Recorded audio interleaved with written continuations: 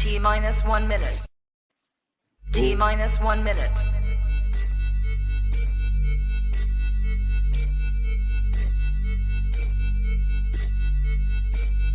T minus 50 seconds.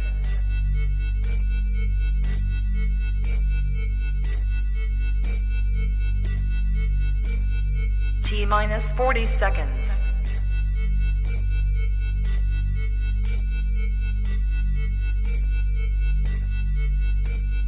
T minus 30 seconds.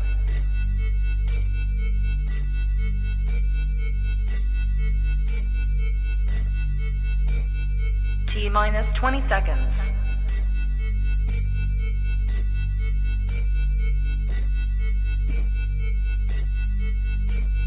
Ten, 9, 8, 7, 6, 5, 4, 3, 2, 1, 0. Fuck you, Westport!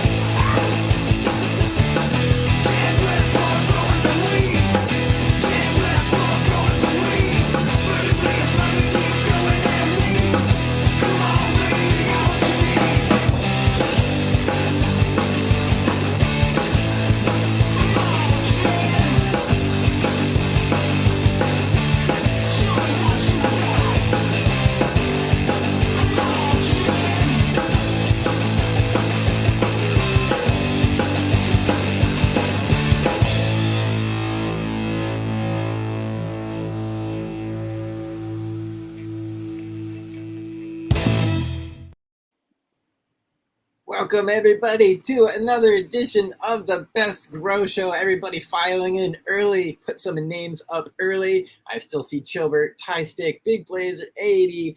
All you guys I haven't shouted at yet, JDS Zone, thank you guys for showing up and hanging out. We got a fun one today. We got one that I'm excited for. Because it's a person who I get to meet for the second time. We talked earlier in the week, but a new person to talk to and a new person to talk to about kind of breeding and genetics and what he's doing. And it's really exciting. So I want to introduce you, Dave. It goes by A-Game Genetics. How are you doing today? Doing great, Chad. Thanks for having me. Yeah, man, it's my pleasure. And I'm glad we were able to connect kind of behind the scenes and just talk about what you're doing and kind of what your vision is, where you've been with it, and I thought it would be great to share it with everybody. So today we're going to dive into that.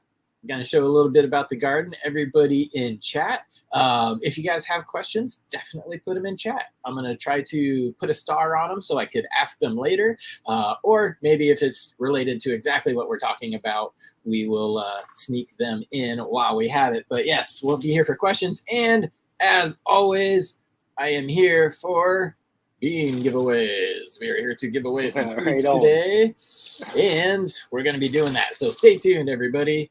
Not only do we have genetics from our regulars, Twin Peaks Cannabis,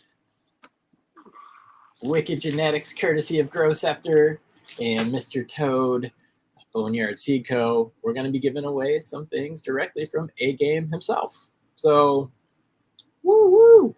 All right, let's get the party started before I give away the first pack.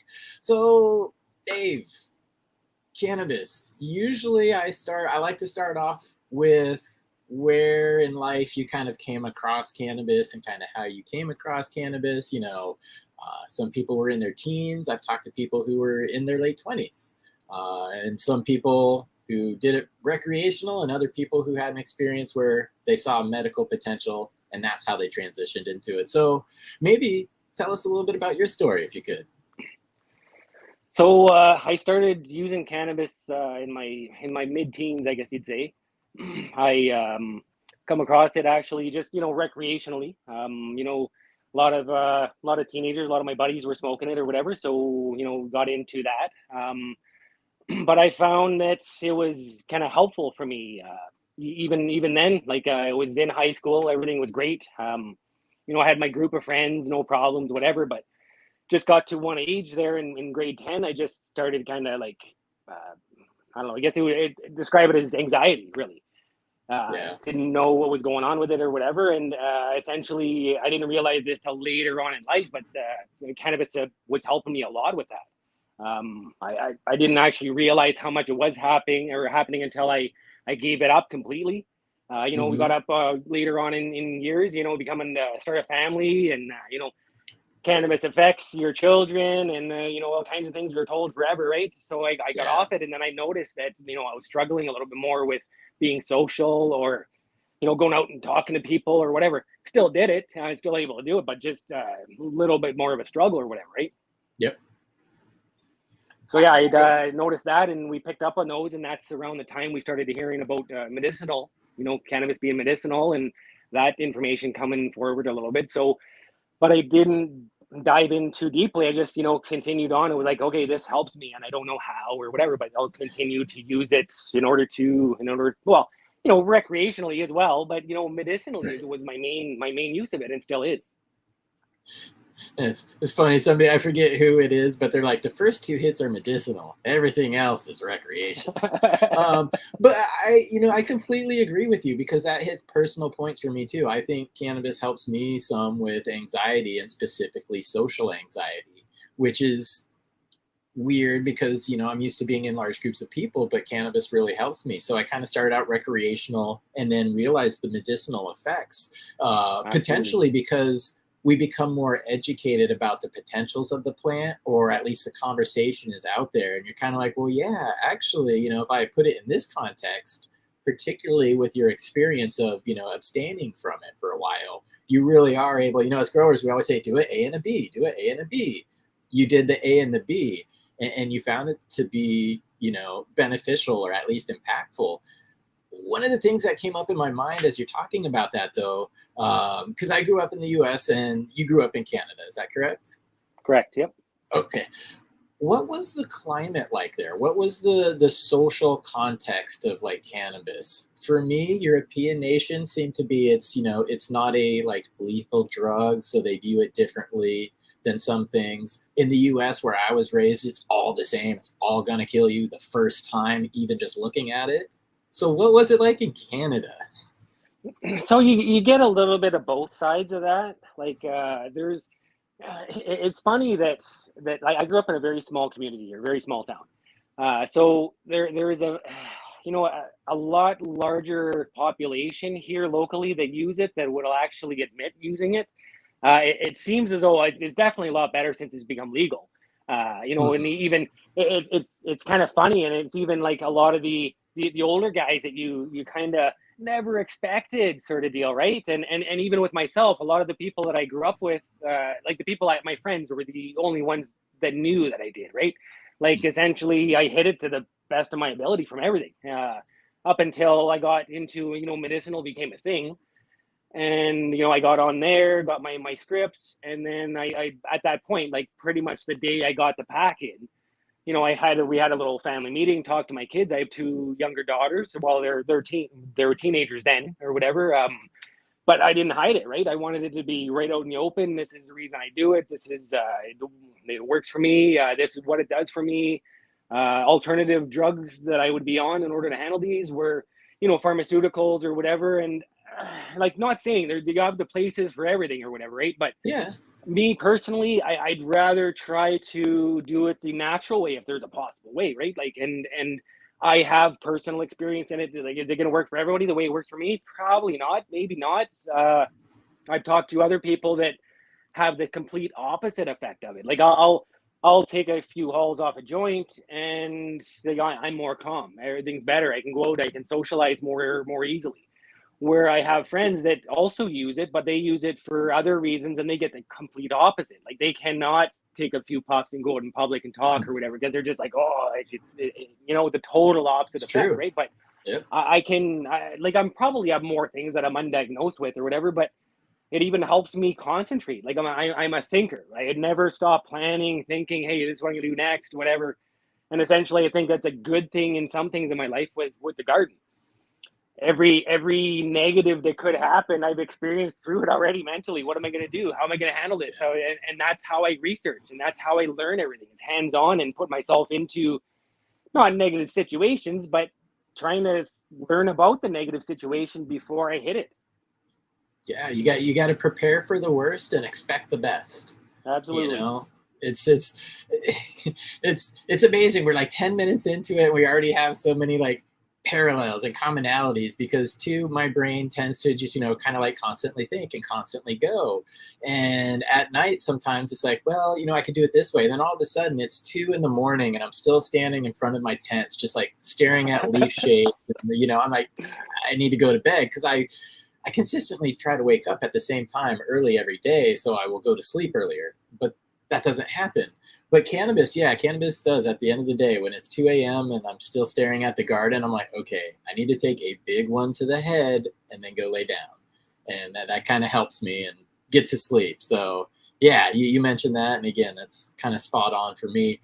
You did mention, which I always contend to, cannabis isn't for everybody.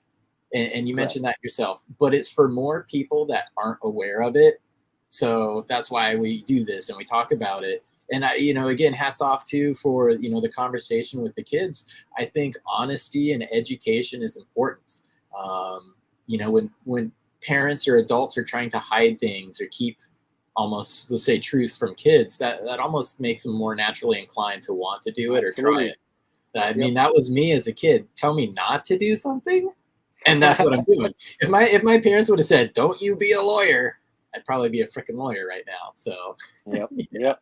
And the same sort of exact scenario. Like I wish in some times I could have somebody come up to me and say, "Hey, man, there's no way you're going to be able to make this strain or to do this with this plant or come out with this outcome, because just tell me I can't do something and it's happening.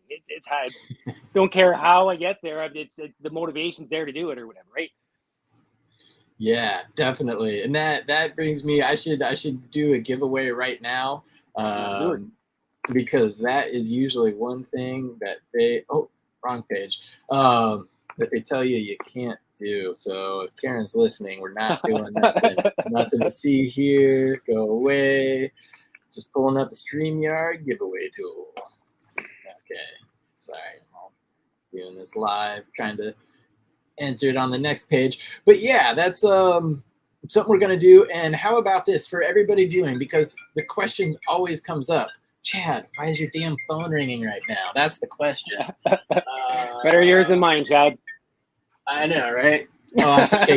Usually it's like right here, so I can hit it if it goes off. But it's charging. I'll call my dad later. Oh God, so I totally blew my train of thought. Oh, recovered. See how quickly that happened? Okay, so there's always confusion about, is this a USA only? Is this a Canada only? Is it a worldwide thing? Let's do US and Canada. And for the people in the US, if you win, you will get a pack of the Twin Peaks Cannabis, that thing right back there too. The Westport grape juice times Afghani #1. And if you're following me on Instagram, I just posted tester pics of it. Big old colas. So things are coming in good with that. So if you are in the US and you win the Twin Peaks Cannabis Westport grape juice times Afghani #1. And if you are in Canada, our boy A Game is coming through today. We're going to talk about his breeding and learn more about it in a little bit. But he's also going to put up some packs. So if you're in Canada and you win this drawing, what do you have in store for them, A Game? So I'll pretty much leave it up to them what they want to grow. I have some auto flowers. They're all feminized that I'm offering up or whatever. They're all fem. I have some auto flowers as well as some feminized photo period. So most of the photo period are made kind of along the lines of like a fast flower. So yeah, but I'll discuss it with whoever wins, and they can pick what they want. Very cool. And I'm laughing as I look at the comments. We're trying to contact you about your insurance, Chat. Oh my gosh. That's the phone call, right? Right? The most inopportune time. So does your car have a warranty? Yeah, that's hilarious. Okay, so you guys, everybody in the chat, U.S. only, Twin Peaks Cannabis, the Westport Grape Juice times Afghani 1. If you are in Canada, we're going to win your choice from A Game. And all you have to do is just type I can into chat. And I saw him earlier, the I Can THC channel. Matt, what's up, buddy? If you're still in the house, thank you for watching. But yeah, I can, because people told us we can't, so I can. That's what we're going to do. So we'll let that collect for a couple minutes here. And while that is collecting, why don't we hit the wrong button? That sounds great, Chad. Let's do that. I'll just leave it like this. What are you smoking on today? So today, actually, I'm smoking something from the dispensary. I'm not smoking anything of my own. I'm trying out this, it sounded peach clementine. Ooh. Okay. Very tasty. I really love to talk cannabis. So when we have no dispensary locally here, so when I venture out of the community, I normally like to stop in and even just chat. I'll take the bud tender's recommendation, or if there's something that I'm interested in working with or checking out to seeing what it's about, I'll pick up a little something. But majority of what I smoke is I grow myself. Yeah, and same here. I do go in every now and then, usually because we're picking up like a high CBD cartridge. That's how I get my CBD in like a high dosage. And so that's why I'll run into the shops. But every now and then, I walk over to the flower and I just kind of look at what strains are available. But I like talking to them. Now, how has the information been for you? Because I guess that's a two-part question, because there's like strain information, terpenes and effects, and the person will be able to relay that to you, hopefully in an educated manner.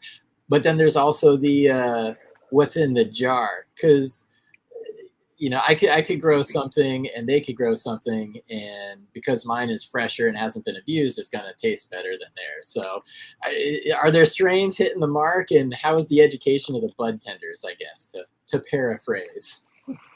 Well, for the bud tenders, I think I see both extremes. I've met some of them that I stay in contact and I speak with, on a fairly regular basis, like once a weekish or something like that. Those are the knowledgeable ones that also, maybe dabble a little bit in breeding or growing.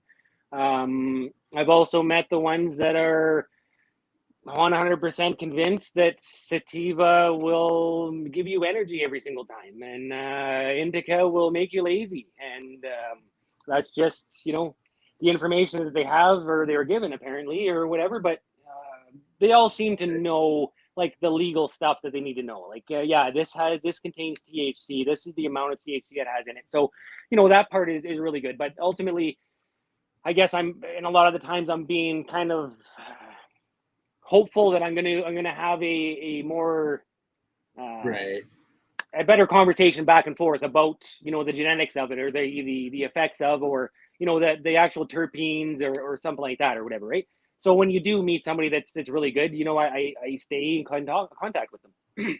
Nice, that's good. And yeah, I've got a new friend in Zwolle, which is in the Netherlands, but having that conversation over in the Netherlands is kind of silly. Like, it's not a conversation. They don't really care. It's been, illegal but legal there forever. They never had to like pursue the medicinal route. So when you like try to talk to people, that's how I met, my buddy Mark at Sensi Seeds, who, I later went on to work for, pretty much because we had a good conversation, a good back and forth. Same thing with the Canna Shaman in Zwolle. It's great when you get into those conversations with people. You found people that are passionate about it and the potential, and you get to share that. I've worked retail. Yep, go ahead, please. I was going to say now, and ultimately the other part of actually where I got the major passion for cannabis was only like 4 years ago. Like my mom was very sick, she many health issues or whatever, but kidney failure, majority of it was a major problem she was having, and back issues, and she needed pain management, and the regular route is here's your opioids or your opiates, and whatever. So they did the purpose. They took away her pain or whatever, but they brought on other issues along with it or whatever, right? And she was essentially, lack of a better word, she was kind of a zombie. She wasn't my mom anymore. You know what I mean? She was just tired and sleepy, and she didn't take to pain meds very well or whatever, right? So Right. I did a lot of education or a lot of research and some, a few kind of arguments with her health team, and we got her off of opiates, and we got her onto THC and CBD. And that's, it was not a miracle or anything, didn't bring her back to life or anything, but it gave us my mom back for the last year and a half of her life. And for that, that gave me, hey, this could be something else. So if I can essentially give that story to another family, I'm game. Let's do it or whatever, right? Absolutely. And that's such an important point too to drive home. A couple of them there is, one, well, three, geez. One, be open and honest with, the medical team, because they need to be educated, and we can also educate ourselves by learning about potential, drug on drug interaction type of things, messing with different systems. So Exactly. be open and communicate, especially in those circumstances. But also, cannabis is something that can help people move from opioids if that's, something that they want to do and they choose. It's, proven a healthier response for the body. But also, three, the most important point here that you mentioned, it's unfortunate it didn't necessarily lengthen anything, but the quality improved. And to me, in life, quality is the most important thing, or above quantity at least. And so the time that it gave you, I'm almost tearing up, because that's seriously, that's the power of this freaking plant. Like, there's potential, and that's a game changer. So yeah. Well, and don't get me wrong, like, here, it's not that the health team was against it or whatever at first. They're just, the education's not there, the data's not there for them to be able to support, hey, yeah, let's do this or whatever, right? Yeah. And ultimately we should be there. If it wasn't for prohibition of it and just essentially being bullshitted for so many years, we would have the data by now. Like, it's good now, say in federally, it's legally federally here in Canada. So there's a lot of studies, a lot of studies going on, and there is data coming out. Is all of it going to be positive? Absolutely not. There's going to be things that are coming out. They're going to, oh yeah, this is what's happening, the negative side of it, and I don't care what it is. There's negatives of everything. It's about, I think, about moderation and everything in life, really. And that's huge. Again, it's like, I want to know some of the negative things, because there will be that we don't know yet. There will be some negatives, like, is, above a certain amount of THC overloading your endocannabinoid system and then alter it? Who knows? You can't know unless you study, and you can't study unless it's legal. Yeah. So drives me nuts. But I want to get into that, and let's give away this pack of seeds here before we dive into it, because I want to dive into just some of the education that you're doing, and maybe some of the research you found and some of the epiphanies you had along the way. But everybody in chat, again, I'll give you 30 more seconds here. I can in the chat. If you, I've got a rampant computer here. Okay. Twin Peaks Cannabis, Westport Grape Juice times Afghani #1 if you're in the US, and your choice from the A-Game Genetics catalog if you are in Canada. So good luck, everybody. 75 of you. Here we go. Let's see who it will be. And I'll have you get a hold of me through Instagram after the show or after your name is called. Winner is Shane Rowe. What's up, Shane? Congratulations, Shane. Just let me know in chat if you can, whether you are US or Canada, and hit me up and I will get the information. So let me just write your name down. Shane Rowe, number one winner. You're definitely not the last winner of the day, because we've got a whole lot more to go. Again, courtesy of some awesome people out in the grow community. So, all right, Shane, I'll be looking for that chat, but let's X that out and bring it back to our topic, because, again, education, is important. Knowledge is power, right?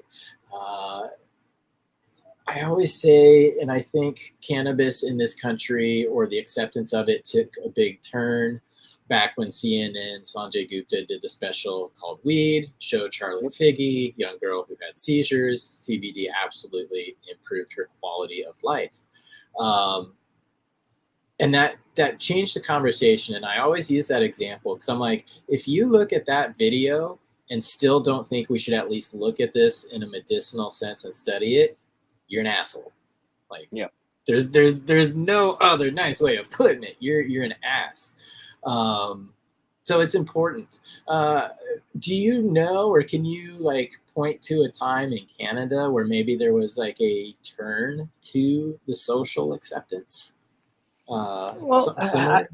it's kind of, in a way, even when it was illegal, it was kind of socially accepted. There was like, I think us as Canadians as a whole kind of had a more so on the West Coast, BC or whatever, but we've always had the reputation of being cannabis users or whatever, right? Like, I think there's multiple TV shows down in the States that just prove my point on that or whatever. And so I think it's always been kind of relaxed, but the it's always the extremes or whatever, right? It's the people that were dead set against it, regardless of whatever data you could give them, they were still against it or whatever, right? So, but ultimately, over the last few years, especially when it become recreationally legal, then everybody's like it's a lot better. And for example, in my family, my in-laws, they're in their 70s. They were told their whole lives that cannabis is horrible. It's causes you to lose your mind, to rape people, to be a horrible person. Like reefer mania or reefer madness. Sorry. Yeah. So yeah, and it was a very, very good feeling having a conversation with them. That hey, this is what's going on. This is what's working for my mom. This is the reason it's working for me. And ultimately, trying like the topicals and stuff, and just now they support it. They support me in all of this, and in trying to educate people, saying that cannabis can be very, very medicinal, very beneficial. So it is cool. And you mentioned topicals there, and speaking with an older generation. So, and it's funny, some of the misconceptions I've heard just again from trying to educate seniors. Actually, that was the first thing I was doing over 10 years ago. But also working in the stores. I had one guy, it's like, if you smoke that hemp hat, do you get high? So when it comes to topicals and talking to an older generation, what is maybe one of the misconceptions you hear, or is one of the things that you want to dispel? Like a topical, is a topical going to make you high? Yeah, no, not at all. And it's funny you should bring it up, because I hope he doesn't mind me telling this story. But my father-in-law, like my mom, when she was still alive, there was one nurse actually that she had that believed in this kind of stuff or whatever, right? And her husband made topicals, so she had some, and she brought it home, and actually he put it on, not knowing that it was CBD, it was cannabis related product or whatever. And then in conversation, it came out that it was, and then he was like, well, am I going to be high here? Am I going to be stoned? Am I whatever sort of idea, right? And it was comical. But it's at the end of the day, unless people are educated on it, the actual facts, they're going to go with what they've been told all along, right? Yep. So like I said, I enjoy doing it. Like I'm not an argumentative type person, but I really enjoy talking to somebody that is completely against cannabis, because I've got facts to back how I feel about it. Where are you getting your negative opinion from? What are your facts that you have, right? I like that. And I recently did that with a mayoral candidate. Somebody, regulars watching the show, they'll know what I'm talking about. But yeah, I always ask, what would it take to change your mind? Because you have to make sure you're having a conversation, not just a talk to a brick wall. But that's so important, and I'm glad you did that. And I'm just going to put this one up here right now. A-Game, does he sell seeds? Do you have things that are available to public yet? No, not yet in Canada. So essentially everything I've been doing has been gifting. And essentially, at the end of the day, I think that's a very good way for me to get to know what people like. You know, I can only grow and kind of breed from what I'm looking for. And if I, find a certain group of people that are looking for the same sort of thing that I'm looking for, they're probably going to like what I got going on. Even if not, like I like fruity kind of stuff. But I say that most of my photo stuff are blueberry, some sort of blueberry in the lineage. I'm a big blueberry fan, love it. Yeah. Nice. And I see a good question here. Ronnie C. I am putting a star next to that because we're going to get into his growing style in a little bit.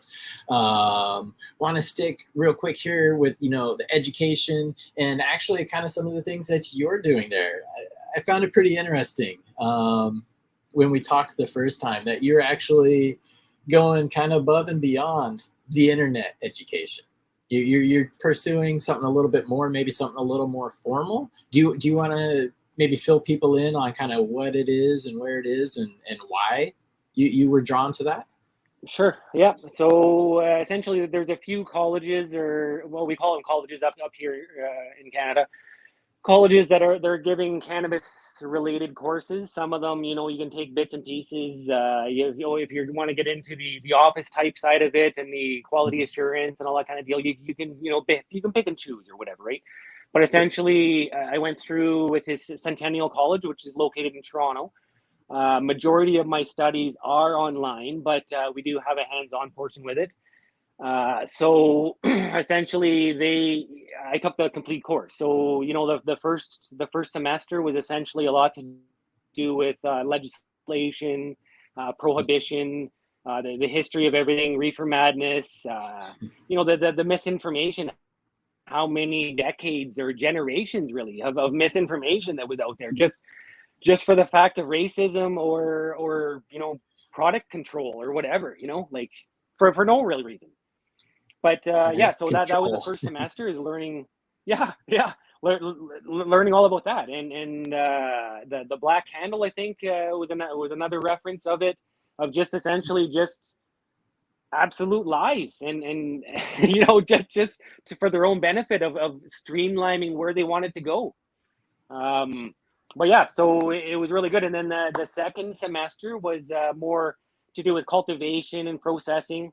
I still have to do the last portion of processing, and I'm scheduled to go and do my cultivation placement in actually a little over a week from now. And I'm not sure if I can say where I'm going or whatever, what the rules are there, but I'm going to one of the best facilities in Canada. I'm not like I almost shot myself in the foot because I was holding off. Like I didn't really nothing against the majority of the places that they had pre-registered with the college, but I wanted to go to somewhere where they're doing what I want to do. Like Right. Like my 80%, I don't know what it's like in the States, but 80% of flower that you buy from the dispensary up here is irradiated. Yeah. Only 20% of the LPs or the growers up here are not using irradiation processes or whatever.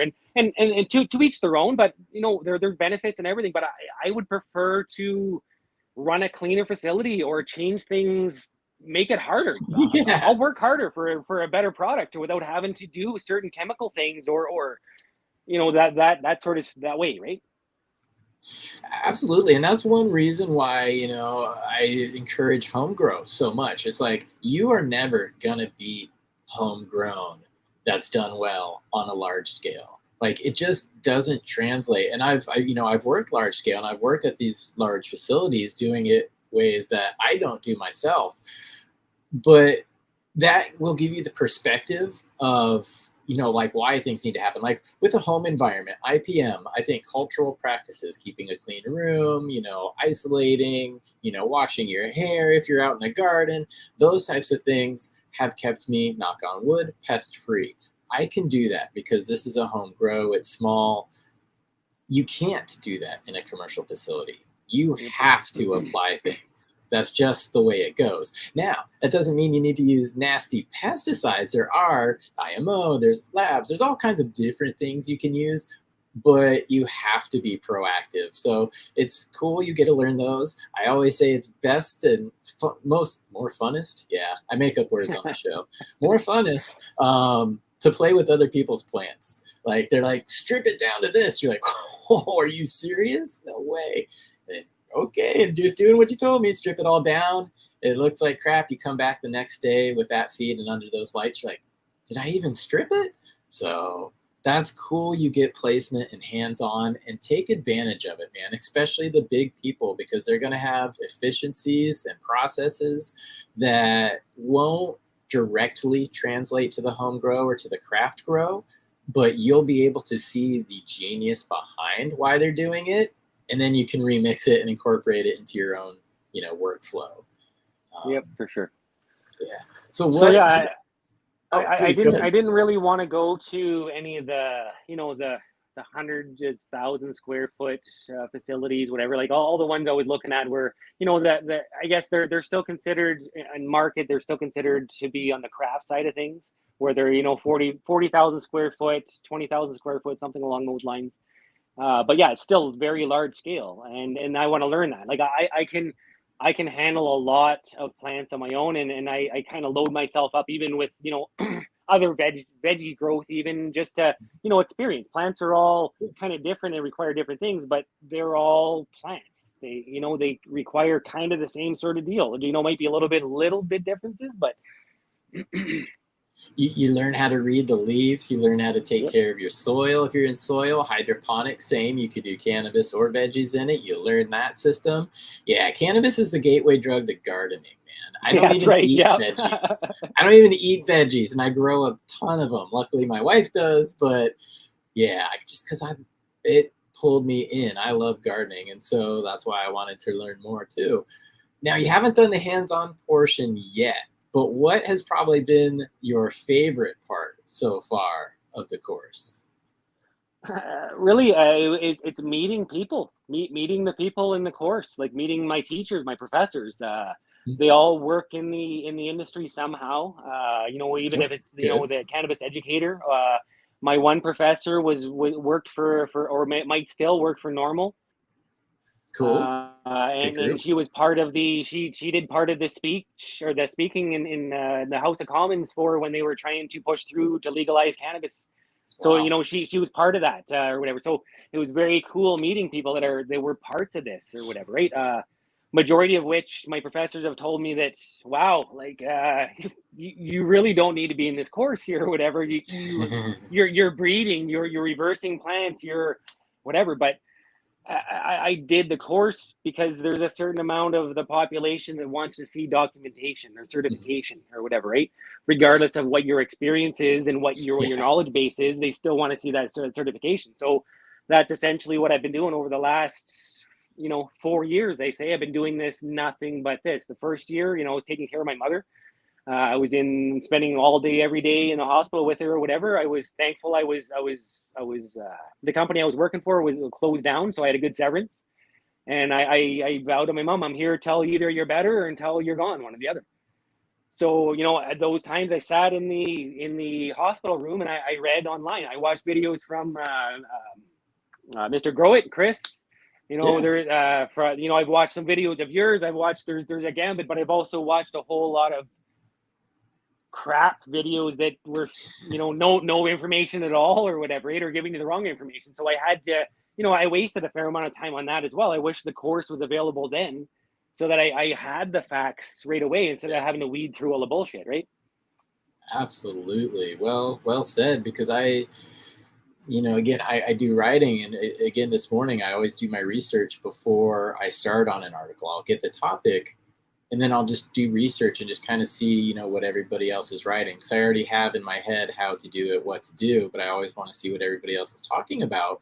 And over half of the websites have the exact same information. So if one person has it slightly wrong, or if one person doesn't really understand it, you see that translated through to so many different websites. And it gets a little frustrating because you're like, not really Better Homes and Gardens. So, having the right information and the right instructors with industry experience is one of those things, one of those benefits of going to school for something like this is not necessarily, yes, it is that piece of paper as well, because that does help. But it's more or less paying to get into a better circle. And I don't mean that in like the popularity sense. I just mean that in a knowledge sense, because it's hard to acquire some of this knowledge. There's not a good formal structure yet or agreed upon things in the, I don't know, mainstream. In the background, though, there's definitely a lot, because we have so many years of industry experience, even though the legal industry is only a few years old. So, yeah, has that been, have you? Well, I guess a long way of asking. Is there anything that you gleaned from this that you were just like, oh, it was an aha moment, something you figured you're like, well, I should have known that, but how would I have known that? Like, as in from the course, you mean? Yeah, from the courses, anything, any subject. It was yeah, like for sure. Like I didn't realize how that, like, the biggest education that I got from it, because I did, dive so deeply into it on my own. Like the cultivation stuff, I didn't take a whole lot, but the huge eye opener to me was like how the government, especially the U.S. government, went through prohibition, and telling everybody, do even having the data for how, like, for how Right. long, and still like hiding it and misinforming. Like it still makes no sense to me, and I was baffled. Like that blew my mind. That blew my mind that it was that extreme, and that was the major aha moment in the course or whatever. And other than that is meeting people that are like-minded, that there was one person in the course that she had zero exposure to cannabis whatsoever, nothing, never used it, never, been exposed to it all. But she learned, she's been hearing a lot of positives about it, and she wanted to go and get the facts and know, Yeah. okay, this is the real story, not somebody's opinion, not, this is data, this is factual scientific data. Good for her. Because So that's yeah, how you make an really good. educated decision. Yeah, it's you don't necessarily get educated because you have to agree with it. You get educated to make your own opinion. So, yeah, good on her. Just paying attention to chat here. Sorry about that. Doc, this is Doc. Doc always gets me. He always distracts me. He's like, "Did I hear seeds? You giving away seeds?" Yes, Doctor. Behave, It's Doctor. seed time. Behave. Yeah. Well, couple more minutes. Oh yeah, a couple more minutes. We'll get into another seed giveaway here. Want to kind of wrap up some of the schooling topics. So you have a little bit more to do. There's still the hands-on portion where you get to, again, hands-on, exactly as it sounds. But then what was there after it? There was another section of the course. Yep. So the final leg will be processing. So you go through all the processes of whether you're going to be, say, what form you're going to have, whether it be flour, you're going to break it down into bubble hash, or you're going to, butane, make whatever, right? Go through all those steps. I'll do the online portion of that, and then I'll go to another facility that processes it. I'm hoping I've got some feelers out, or some kind of applied to the same sort of deal, the ones that I'm really interested in. My majority of my interest for any sort of concentrates is bubble hash, rosin, anything that dry sift, that kind of stuff, right? I have made, and I've made pretty much every kind of things processed the other way, but I would prefer to stay away from any petroleum or alcohol or whatever. Just do it, naturally, Yeah, and there are ways to naturally do it without combustion, or the potential of combustion, and adding to the final product, whole plant medicine. So that is an important aspect too. You mentioned earlier, you could kind of lean into courses that are more for like the front end office or more back end processing. That's one thing, I usually recommend too when people are like, I don't have any cannabis specific courses near me. What can I do, or what should I do? I'm always like, chemistry. Learn your chemistry, learn about extractions, learn about atomic weights, learn how to isolate things, because you will probably be the highest paid and most in demand later. So those are good things to have. As far as books, though, was there any, because usually there's not textbooks at this point, but were there any reading recommendations that they gave to students of this course, or anything you might recommend to people who want to learn a little bit more? So there wasn't a whole lot of there are ones that they recommended. None of them that are coming to my mind right now. But like say the ones that I went to, you know, sort of right off the bat, and I got them right beside me. I might as well pull them out here. So you know, I've got Mr. Growitz's book here, seven steps to growing cannabis. Awesome. So you know, there's that. I've got Good. the Cannabis Breeder's Bible. And then I got the Cannabis Grow Bible. Nice. So the thing is, you're gonna want to pick up some of the newer editions. Some of these books have older editions. They were released, you know, 10, 20 years ago when we didn't have the data, and some of it's doesn't really apply. So you're gonna want to pick up the newest version if there are you know, versions of it.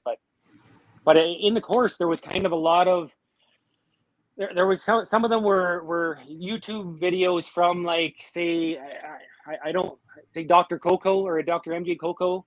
Yep. I think there was, you know, a reference to him on a couple of videos. Good. So yeah, there was smart dude. A little bit of that, but yeah. Yep, and Harley Smith's another one. Dr. Bruce Bugby, you know, those are ones that I can watch all the time. Exactly. And they're, you know, like I said, they're smart people with letters behind their name, so they actually know. So yeah, I listen to them.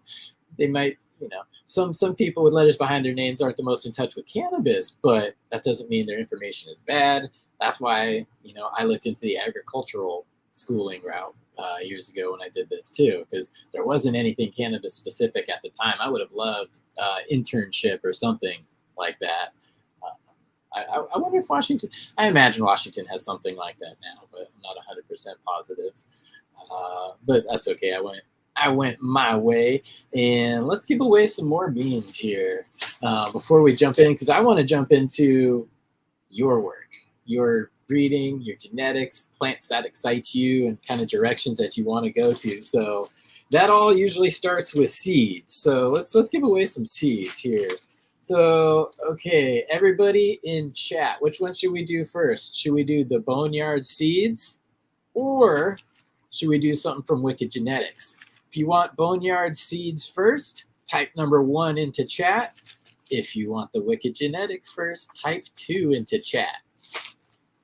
And it takes about 20 seconds for them to hear what I just said. So we got a little bit of time to hang out. And then we'll give away, so I should probably type what we're going to be doing into chat. Okay, or into my StreamYard giveaway tool. That way I appear prepared if this wasn't live. Let's see here.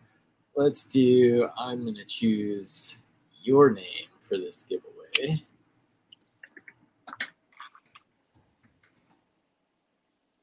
Type that in there. Make sure you spell that right.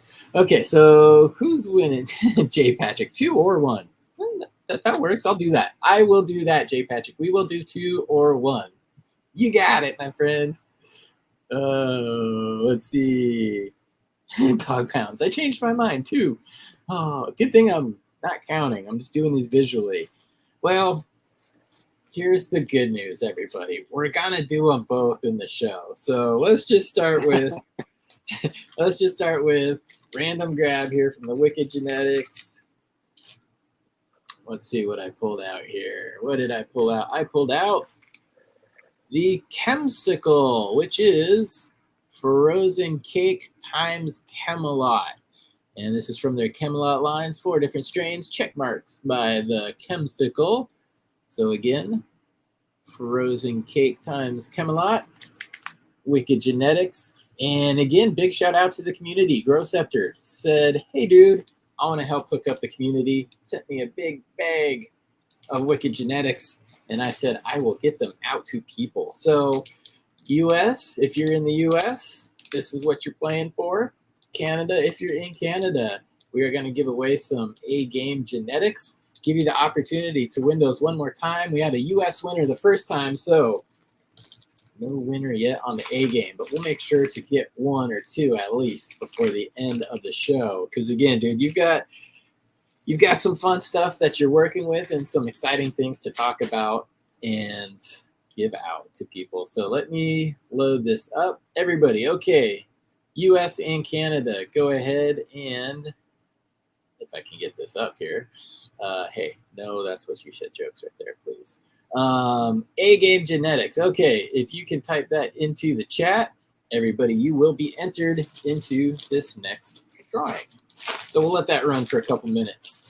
Okay, so for growing, how many years, and this is a stupid question, it's like saying do a kickflip. I hate that. How many years have you been growing? Not because a whole bunch makes you good or a little makes you bad. I'm just asking because the next question is, what is the one thing that you lost that you want back?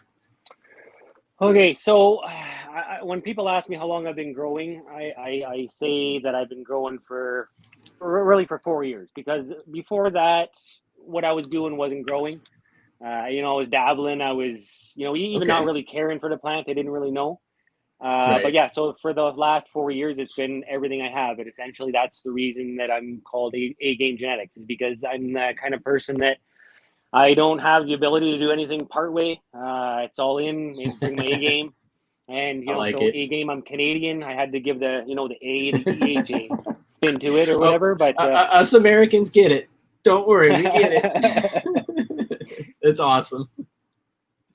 So yeah, I'm sorry I interrupted you there, but yeah, been growing about. I like that too, because when people ask me, I'm just like, well, you're a breeder. I'm like, well, I'm working my way there. I'm making seeds, but yes, I mean, breeder is a term to use, and I'm using this with you as well. But I like how you preface that. You're like, I was doing it, but then I got really serious 4 years ago. What were maybe some of the things that you changed in your like style or equipment or your approach that changed when you're like, you know what, I'm doing it seriously? The biggest change would be, I learned, I had actual data to go with, what plants like, what they don't like, pH, temperatures, all that kind of thing. So essentially, the science of it is what I've learned, and that's the biggest change in the garden. And other than that, every time I've had a negative, I don't like to fail. I'm horrible at failing. So when I do fail, or there is a time when it didn't go as planned, that is a huge learning experience for me. I don't make those mistakes anymore, or whatever. It's been I think it's 2.5 years since I had any sort of pest at all in here. The last, I've had fungus gnats when I first started growing. That wasn't that much of a big deal. Ended up with spider mites, 2.5 years ago, and I shut down everything. Like even the rooms that weren't affected, I shut everything down completely. But that went fast. But I didn't know about them that much at that time, sort of idea. And I didn't worry too much about where I was shortly before I came into my garden, all that kind of deal. So now it's like a lab back here. There's never a time that I come here that I'm not just fresh directly out of the shower, or I take it seriously, because this is what I hope to be doing for a career before too long. Like right now, I'm still considered, I call it a volunteer position, because there's no income from it. It's just all learning or whatever, and getting my name out there and whatever. But eventually I hope to, and I, like you said, breeding. I don't consider myself a breeder, really. I've been playing in it. I've been doing it with intent, not just randomly just chucking pollen or whatever. But sometimes there is a little bit of that too. If I have another plant that I want to see what's going to happen here if I pollinate it with this pollen that I got here, why not? Like it might not be part of the original game plan, but sometimes that's the best avenue to hit sometimes too, right?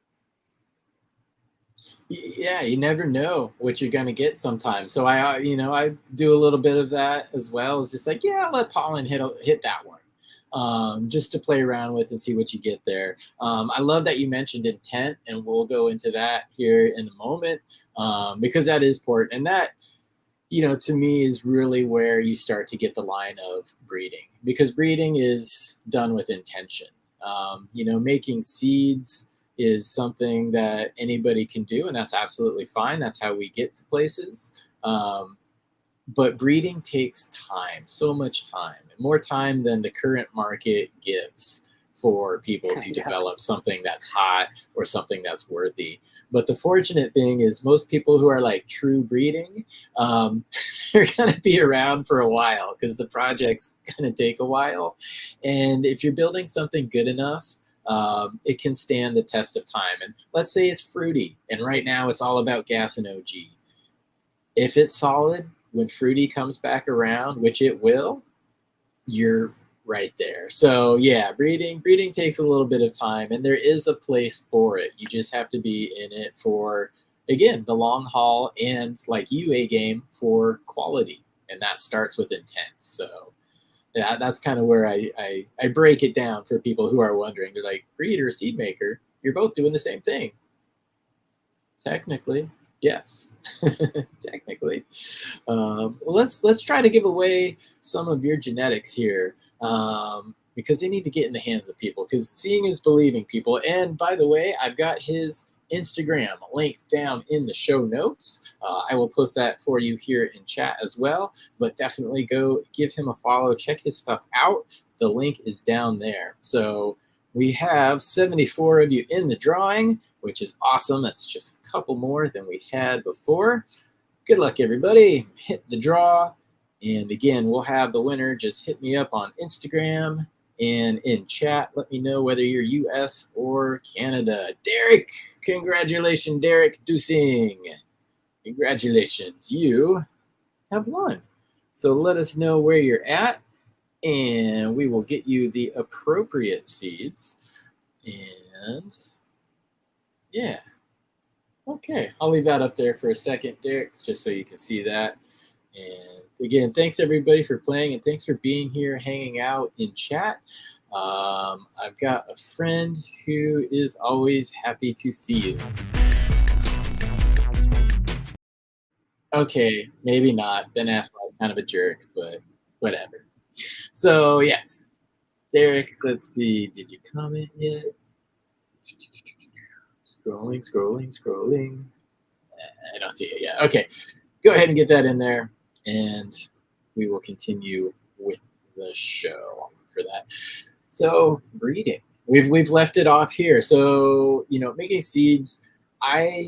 Derek, okay, there you are. USA. All right, US.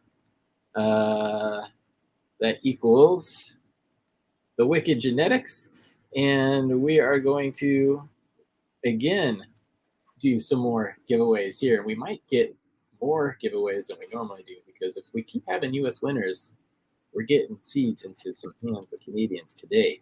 The A-game genetics. So congratulations, guys. Okay, so I started making seeds just basically for self-preservation. I didn't know when my next access to clones or seeds was. And then it took me a while, and I started doing things with intent. How did your journey start, and why did it start with making genetics? So partially because I live in the middle of nowhere. Everything is far away. It's expensive. Buying seeds is one of the most expensive things. It never goes away if that's what you're doing, right? You're always buying things or whatever, right? It's you can buy your lights, and if they're gonna last for a certain amount of time before you got to buy again. Like your seeds, if you're not cloning them or keeping them around, like it's only lasting one cycle, right? Yep. So and being who I am, that when I get involved in something, I need to know all aspects of it, or at least, I might not do everything again, but I want to be able to at least know how to do it or done it. So I started in on, and majority of the seeds that I was growing were feminized. So I started to look into, hey, how are they feminizing seeds? How does this happen? And so that's YouTube University, and I learned everything I could. Or there's forums. There's been I went the route of reversing plants so that I could, have the feminized pollen. So it was originally I would have more and to be able to learn more and to see what happens when you have this plant and you mix it with that plant. The curiosity, really. And when it came to feminizing stuff, what kind of methods did you see out there? Because there's a few common ones. It used to be like colloidal silver we used more in the past. Now more people are STS. You can buy them in bottles. You can make it yourself.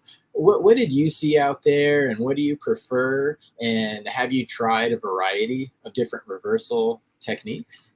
So majority of what I still do is colloidal silver. I have ordered the spray for both kinds. I've ordered actual colloidal silver in a bottle and spray it and whatever. But the same sort of deal. That's it. It's expensive. You got to do it. So Yeah. I'm a hands-on kind of guy, do-it-yourselfer. Majority of the careers that I've had have been technical kind of deal or mechanic, that kind of stuff. So I'm very do-it-yourselfer. So I did the research, and I started out when I was making my colloidal silver originally. I was using just a single 9-volt battery, and then I found Yeah, that's some so cool. forums that they were like saying, "Hey, up around 30 volts it gives you a little bit cleaner and a more better product." So then I was using multiple 9-volt batteries. And then again, that's a consumables, right? Yeah. So I did the math, and I went on to Amazon, and I bought a little power supply, a 30-volt power supply, and I bought the magnetic stirrer, and because I Those are also cool. read that if you agitate it, it makes a better quality product as well. So I try again. I always try to bring my A game to all aspects of whatever, right? And so I have used everything, but still lately I've been still using colloidal. And if you have good luck with it, continue to use it. That's again a beauty of having multiple options. Sometimes there's more than one right answer to the question, and colloidal silver is definitely working. Making it yourself, is there anything that you need to be aware of or be careful of? Because I've not gone that route myself, making the colloidal silver. Is there like fumes that you need to be aware of, or obviously don't drink it, but any Yeah, any so precautions? actually, the some people do drink it, so like Oh the no. whatever, like in low dosage from what I see. Like, but what we're using here is not a safe dose or out of the realm of anything I've seen, anyhow, or whatever, right? Right. But there's all kinds of weird shit out there. But yeah, it's not really dangerous as far as there's not bad you're not going to blow yourself up or anything like that. Good. Like Yeah, that's kind of what I'm you're getting. putting power into a liquid, so but like it's not it's not high voltage, not high amperage. So yeah, it's relatively safe as far as I'm concerned. Okay, that's good, because that's one thing I always was concerned of. Again, just with the STS spray that I used, I just kind of made sure I would. Sorry, plugging in my computer. Was wearing gloves, and I did the mask anyways, just over abundance of over precaution, caution, Yeah, overcautious. That's the word. I do similar things when I'm applying it because essentially you're spraying it, right? So you're making a mist. So I try to stay out of the way. I usually have gloves on because any sort of chemical you don't really want on your skin, sort of idea, right? Even majority of like say certain of the nutrient stuff that I mix up, or the microbial mass, it's a bacteria. You don't want to be dealing with too much of that or whatever, right? Yeah, don't inhale it into the lungs. And we've got, let's see here, Dog Pounds in the chat asking, what's the process with the batteries? Like, what is the purpose, excuse me, of that? So actually, maybe I'll take my phone off here for a quick second, and Oh, I'll show okay, you my sorry. setup here. Oh, cool. Yeah, let's do that. Let's see, hide the current comment. There we go.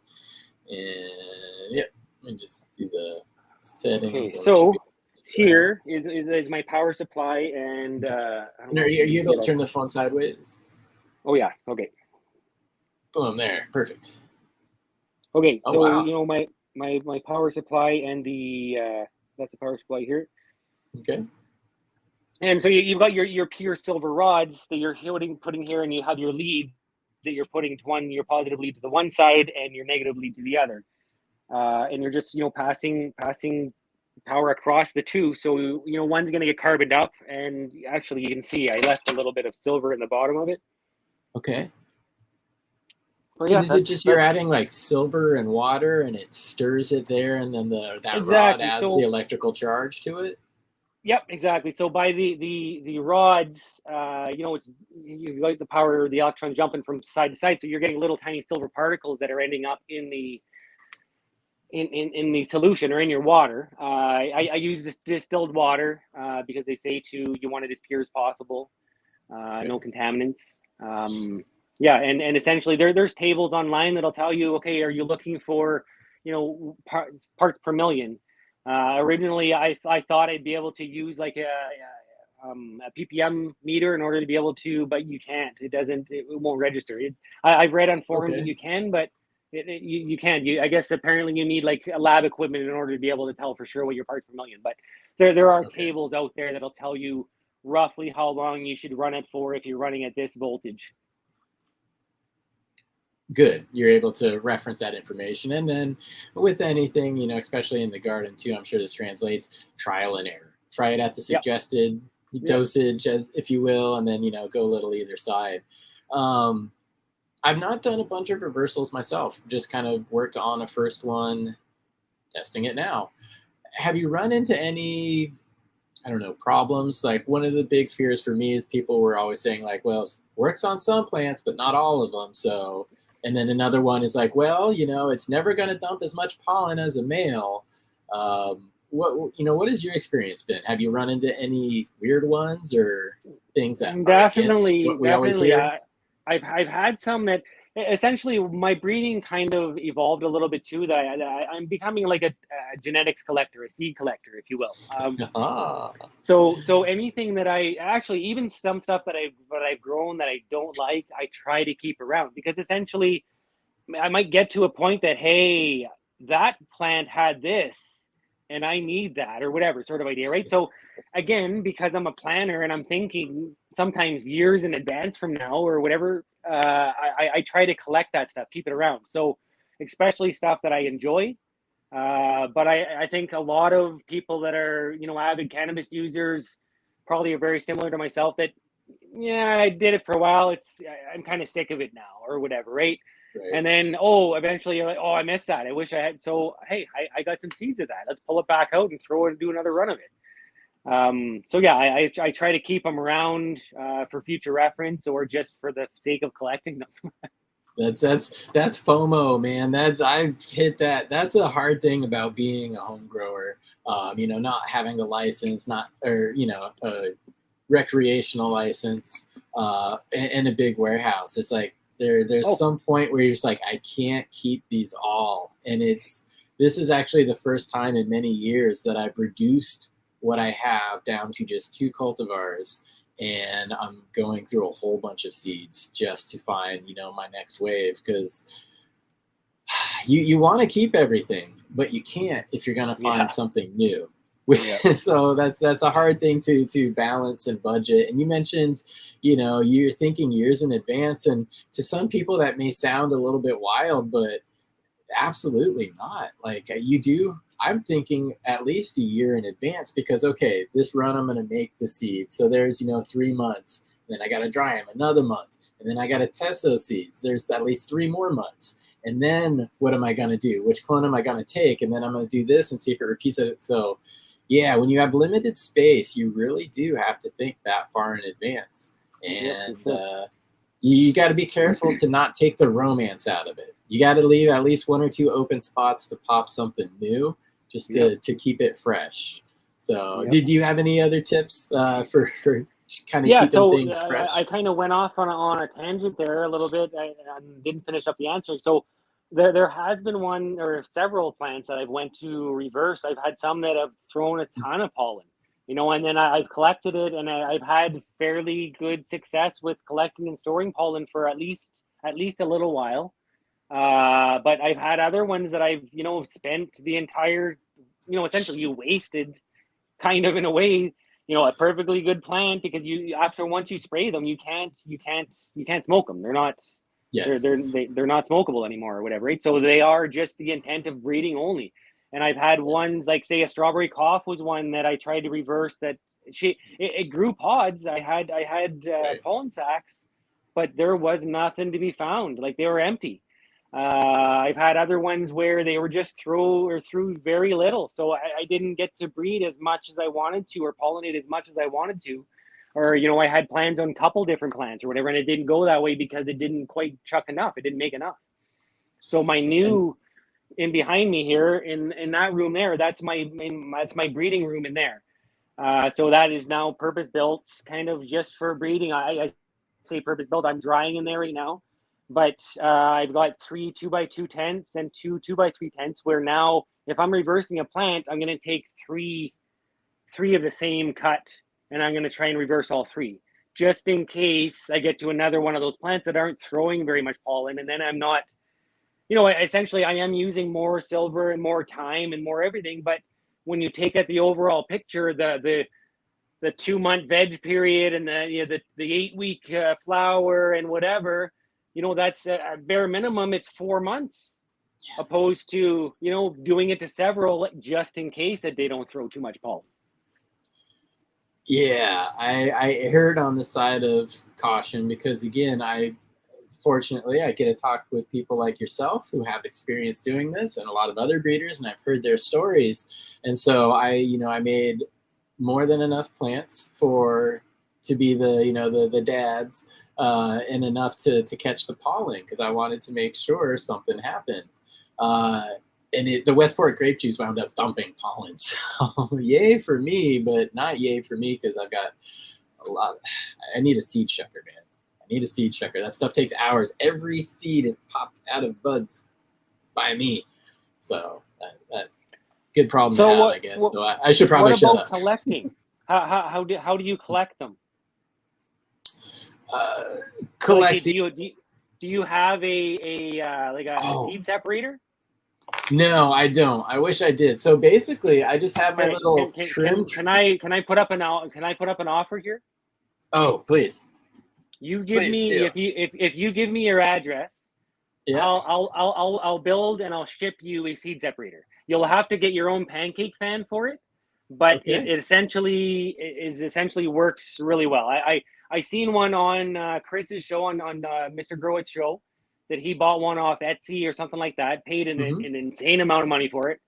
And I took a look at it. A friend of mine and I, figured more so him actually, figured it out. We, copied it just by kind of pictures, figured out some angles, trial and error, more airflow. And essentially it works amazingly. Like, wow. It takes, same sort of deal. I'm constantly trying to find things to take away the time consuming stuff, because if I can shorten up some of the things that are time consuming, it frees up more time that I can do other things in the garden or other things with the family or whatever, right? 100%. That's awesome. I will definitely hit you up on that, and we'll work something out there. But yeah, I have my trim tray, and I have like the little plastic cap off like a tube, and this just sits in my trim tray, and I'm watching TV and I'm sorting seeds. Oh, seed. That's my collection method. So we'll get you set up. Little Fred Flintstone of me, but hey, that's it works. But yeah, I seriously spend so much time. And yeah, Artman saying here, seed separator is great. I agree, Artman. Yeah, and if you guys weren't watching, Artman was the guest last time, so go back and check out that episode. All our episodes are up on the Chad Westport YouTube channel, and you'll get to see all the garden tours, all the fun people, and all the bean giveaways. But you got to be here live for the giveaways, and we're going to do a few more here in the show. But you talked about your special room, the purpose-built room. So maybe in a second here we could get into a little garden tour. Sure. But you had mentioned collecting pollen. And, Mr. Toad, one of the people we give the seeds away from, he's got great tutorials on how to collect pollen. I've listened to him explain it at least 10 times. Listen to others. I can't save pollen to save my freaking life. So I've got to just shake and pregnate. Yes. What do you do for saving pollen, and maybe something that can help people out there in your experience? How did your process work for that? It might be crude. Like I definitely do similar. Like I've done, actually physically shaking the plant above the other plants. I've had it just where I've had multiple plants in one tent and the fans, kind of blowing around the pollen and just not kind of naturally moving it around. When I'm collecting pollen, I normally will take like a parchment paper or something like that and lay it on a clean, dry area, no air moving around, sort of deal. And I'll just essentially just shake the, if I'm collecting it to store, I'll just shake it above that area so that I can just collect it and then fold it into that paper. So I've watched some videos, seen people being able to store it long term, freezing it, and I have like it seemed to work fine. I don't know if there's some sort of negatives that come along with that, but the pollen worked fine. I made seeds, like whether it's, I don't know, maybe there's scientific data showing that's you kill certain things off or whatever, but until I see that, it's working fine for me. So I'll continue to do so until I'm told differently. Definitely. And I guess maybe that's a good thing to share for, everybody who's watching or listening, that maybe hasn't made seeds before or doesn't know what to look for when it's been pollinated. And I always look at my hairs around week 3. Because if you're going to have problems, there are subtle tips. Like, is there anything you notice, like in the hairs, that kind of indicate maybe, oh, you got pregnated? Yeah. So essentially, I've noticed that the hairs, the pistil, it disappears. It starts to, they go in, similar to kind of at the end of flower, I guess, or whatever, closer to the flower. But you notice it goes in sooner. So that's usually a telltale sign. If you pollinate a plant and within a few days or whatever, or a week, you notice they've disappeared or they're disappearing. It's usually it's pollinated. You're gonna end up with some seeds.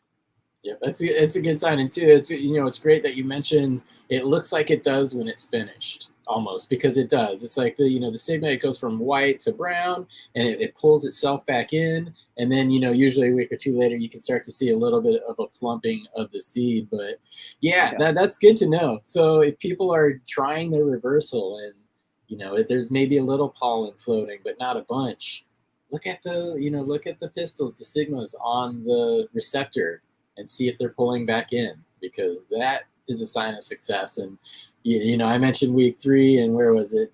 Broken scepter. Yes, week 3 is crucial. And I just mentioned week 3. Nobody who gets that reference is, for some reason, plants with like mild herm genetics. It's usually about week 3 on the lower branches that you may find a sac or two. So yeah, if it's like midweek 3 and all of a sudden there's like one little bud over here that's got a bunch of brown stigmas, I'm all, okay, my fan is blowing this way. Where back here? Look underneath everything. If that happens, if you're testing stuff. So my Westport grape juice right now, they're the S1s. They're getting tested. They're in week 2.5. I'm going to be gone shortly, and the plant sitter is going to be watching them. And I imagine you probably haven't seen them, but if anybody here has watched the channel for a while, oops, I'm just putting up questions. Watched the channel for a while, my plants pretty much almost die every time I go somewhere, because the person watching the plants is not a plant person. So week 3, those S1s are getting the test, man. There is no greater test than the plant sitter. So we'll find out what happens with those. But again, as a breeder, that's something that we do, and it's important to do, is to test gear before you give it to other people. Because as much as I want this to be a success, if I get a bunch of herms from the S1s, they're not going out, even to the testers. I test them, then I send them to testers, and then I get the feedback, and then they'll go to the public. So maybe what are some of the things you are doing or plan on doing as far as like testing seeds or getting numbers or testers out to people? You mentioned you're already giving seeds away, which really, it honestly is the best way to test and to get your name out there. So maybe what are some of the testing protocols that you have in store for your genetics? So what I do here is the same as what you're saying. I always grow them myself first to see how things are going to come. I don't like to waste time, but I even more so don't want to waste anybody else's time. So, you know, I'll exactly. give them a test to run myself. I have a very good friend in town here that I grow with. He grows with me as well. So he tests them. He grows a little different than I am. Like he's more on the side of like an overwaterer compared to an underwaterer Yep. situation. So I really like to try and put, you know, when people are, I really like to try and put my seeds into as many different grow environments as I can, because everybody grows differently. I try to keep my garden as optimal as you can all the time, temperatures wise. Like I don't do VPD, but I because sometimes you can't. And I live in Right. them. I live, temperatures are extreme sort of idea, right? I live very far north in Canada.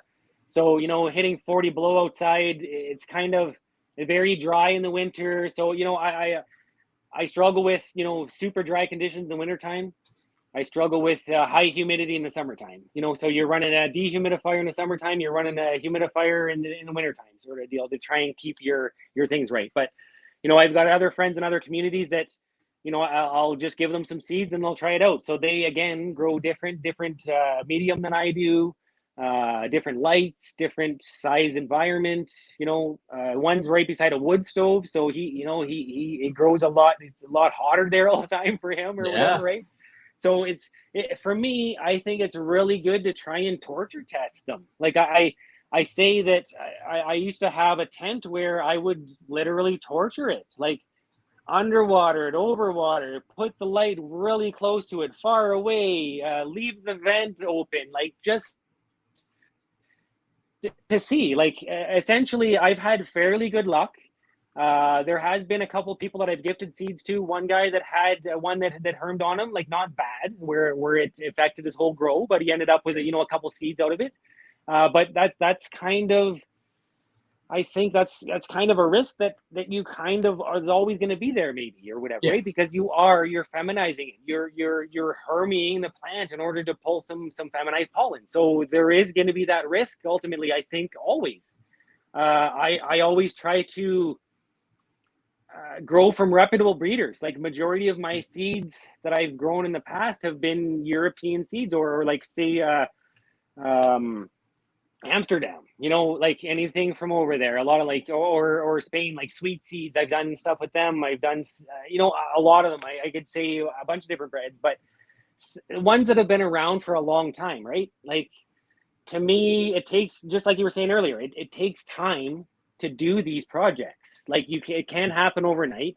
And in my opinion, somebody that has been doing it above board for forever is going to have a pretty good handle on what's going on, and their reputation's on the line, that they want to make sure they're giving out a good product and a stable product. So majority of the stuff I've worked with has been from those sort of genetic lines. It's good to start with solid genetics. Yeah, absolutely. Very good point. You don't want to start, you start with something solid. Ideally, we'd all be starting with true F1s that just represent the best of that line, and they're reproducible and homozygous every time. That would be ideal. There's a side note, they're talking now in chat, which is hilarious. Actually, a couple people are. Hillbilly, I'm looking at you, and Broken Scepter, I'm looking at you. They're talking about the Chad Westport movie starring Ben as Chad, and Hillbilly's here. Ben Affleck and Matt together, back together again. Plant sitting, and he just had me with this last one that I had to mention it. He says, "How do you like them apple fritters?"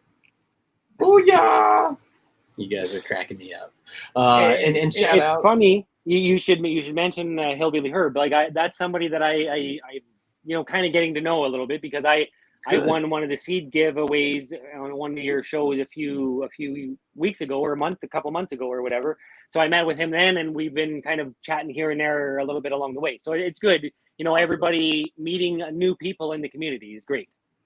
That's cool to hear, and he has definitely hooked me up with some genetics that I have been wanting for a while, and some other really great ones too. So I'm anxious to get into those. But that's how we build community. And again, I mentioned your Instagram is linked below, but a lot of times, it's like I don't locally talk to anybody. People outside of my area, we'll meet up, we talk, and all this stuff. But it's a great way to connect. And especially when you share a common interest, you guys are both in Canada, so it makes it a little bit easier. That's really cool to hear, man. That makes me feel really happy that people have connected through the show, and you guys are progressing and advancing each other through just working together and having the conversation. So very cool, Hillbilly Herb, good dude. Again, how you like them apple fritters? Hilarious. And shout out to Lars Larson too. A lot of the reversal sprays, yes, you are blocking a hormone in the plant, or you're encouraging hormones in the plant. So there's a little bit of a chemical reaction inside of the plant that's going on there. Some of the older techniques involved actually like intentionally herming plants through stress, like a light leak or something of that, and the colloidal silver, the STS. Rotalization. Yeah, there you go. We've moved past that. Well, we've moved past the other stuff now, but any plant, whether it is feminized or regular, has the potential to hurt. That's something as breeders we should be working to breed away from and to take out. But a lot of times there's genetics that are recessive cookies that are in the line, like 4 lines down cookies. So that's why testing is important. Got to test stuff, make sure it's good, and then you give it out. But there's always that 1 in 10,000. So I tend to give breeders a benefit of the doubt sometimes, at least on the first time. If it's just 1 or 2 out of like a 10 pack, you're like, well, okay, maybe I got the 1 in 10,000. But yeah, let them know. Be nice. Helps everybody. So again, that's why we test. Okay, let's give. Lars is shouting at me. Lars is shouting at me now. What are you shouting? Yeah, cookies, but not all strains. You are wrong to say all plants can herm. All plants have the potential. They all have the alleles, the loci, to do it. They've identified these these markers in the genome. Now, that doesn't necessarily mean they turn on or they activate or that a plant is going to herm if you leave the lights open. They all have the potential. That doesn't mean that they will, but they all have the potential. Let's see here. Let's give away some more seeds here. What is going to be a good word? What's the word of the day, A-Game? What is the word I need to type into this one? Give me a good word. Let's just go easy. Let's just do grow. Grow. Okay, so we are going to do grow as the word. And again, if you are in the US, we will do the Boneyard Seeds this time. And if you are in Canada, A-Game Genetics, going to give you your choice of what to work for. And Canadians, little secret, if you guys don't win any of these, we're going to have a special drawing for you because I want to get his genetics in your hands. So keep trying, keep going, enter the word grow on this one. But I'm just saying, Americans, if you keep dominating, we're going to have a Canada only drawing here soon. But this one, grow, this is the US, this is Canada. Again, for the US folks, we've got Space Utopia from Boneyard Seed Co. Mr. Toe, that is the word I can't pronounce. Cuddler times his space cheese. There you go. You can read it if you want. Let me know how to pronounce it. But that's what we've got going on for US winners. Put that one to the side. And again, A-Game Genetics. We'll have another drawing here before the end of the show, aside from this one. But yeah, let me put that to the side there. So, okay, we've kind of talked about a little bit of the background. We've talked about the feminization that you are doing. what are some of the things you're excited about right now, like that you're working on? What are some of the upcoming projects that you got? So the only thing I've got going on, I've got no breeding stuff going on right now because I'm getting ready to be leaving for my course here. So I'm going to be gone for 2 weeks there, and then I come back for a couple weeks, and then I'm gone for 2 weeks. So I didn't want to set myself up for failure here. Like you were saying, when it's hard leaving the garden because nobody ever takes care of the garden the way you can or the way you do, right? Nobody. It's not that they don't care. It's just they don't have the knowledge, or they don't. It's not the same level of care, I guess you'd say. So I'm just getting stressed out thinking about it. But yeah, I've been doing a lot of more stuff to do with autos. More so just because I live in the far north here. We don't have a full season. Like there's not a lot of cultivars that you can grow outdoors and actually get finished. So autos are definitely a good way to go about it. And some of the breedings that I have done, they have a little bit of auto flower in them as well, just to try and as a fast flower sort of setup. Faster flower.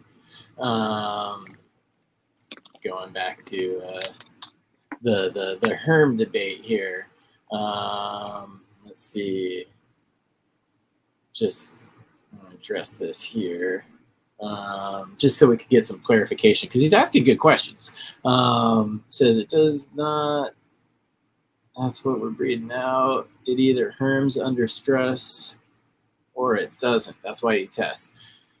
Yeah, you do stress, but let's say it needs 4 factors in the Goldilocks zone to cause that. And while A Games is testing it, maybe he hits 2 of those factors. Maybe he's got a little bit of a light leak.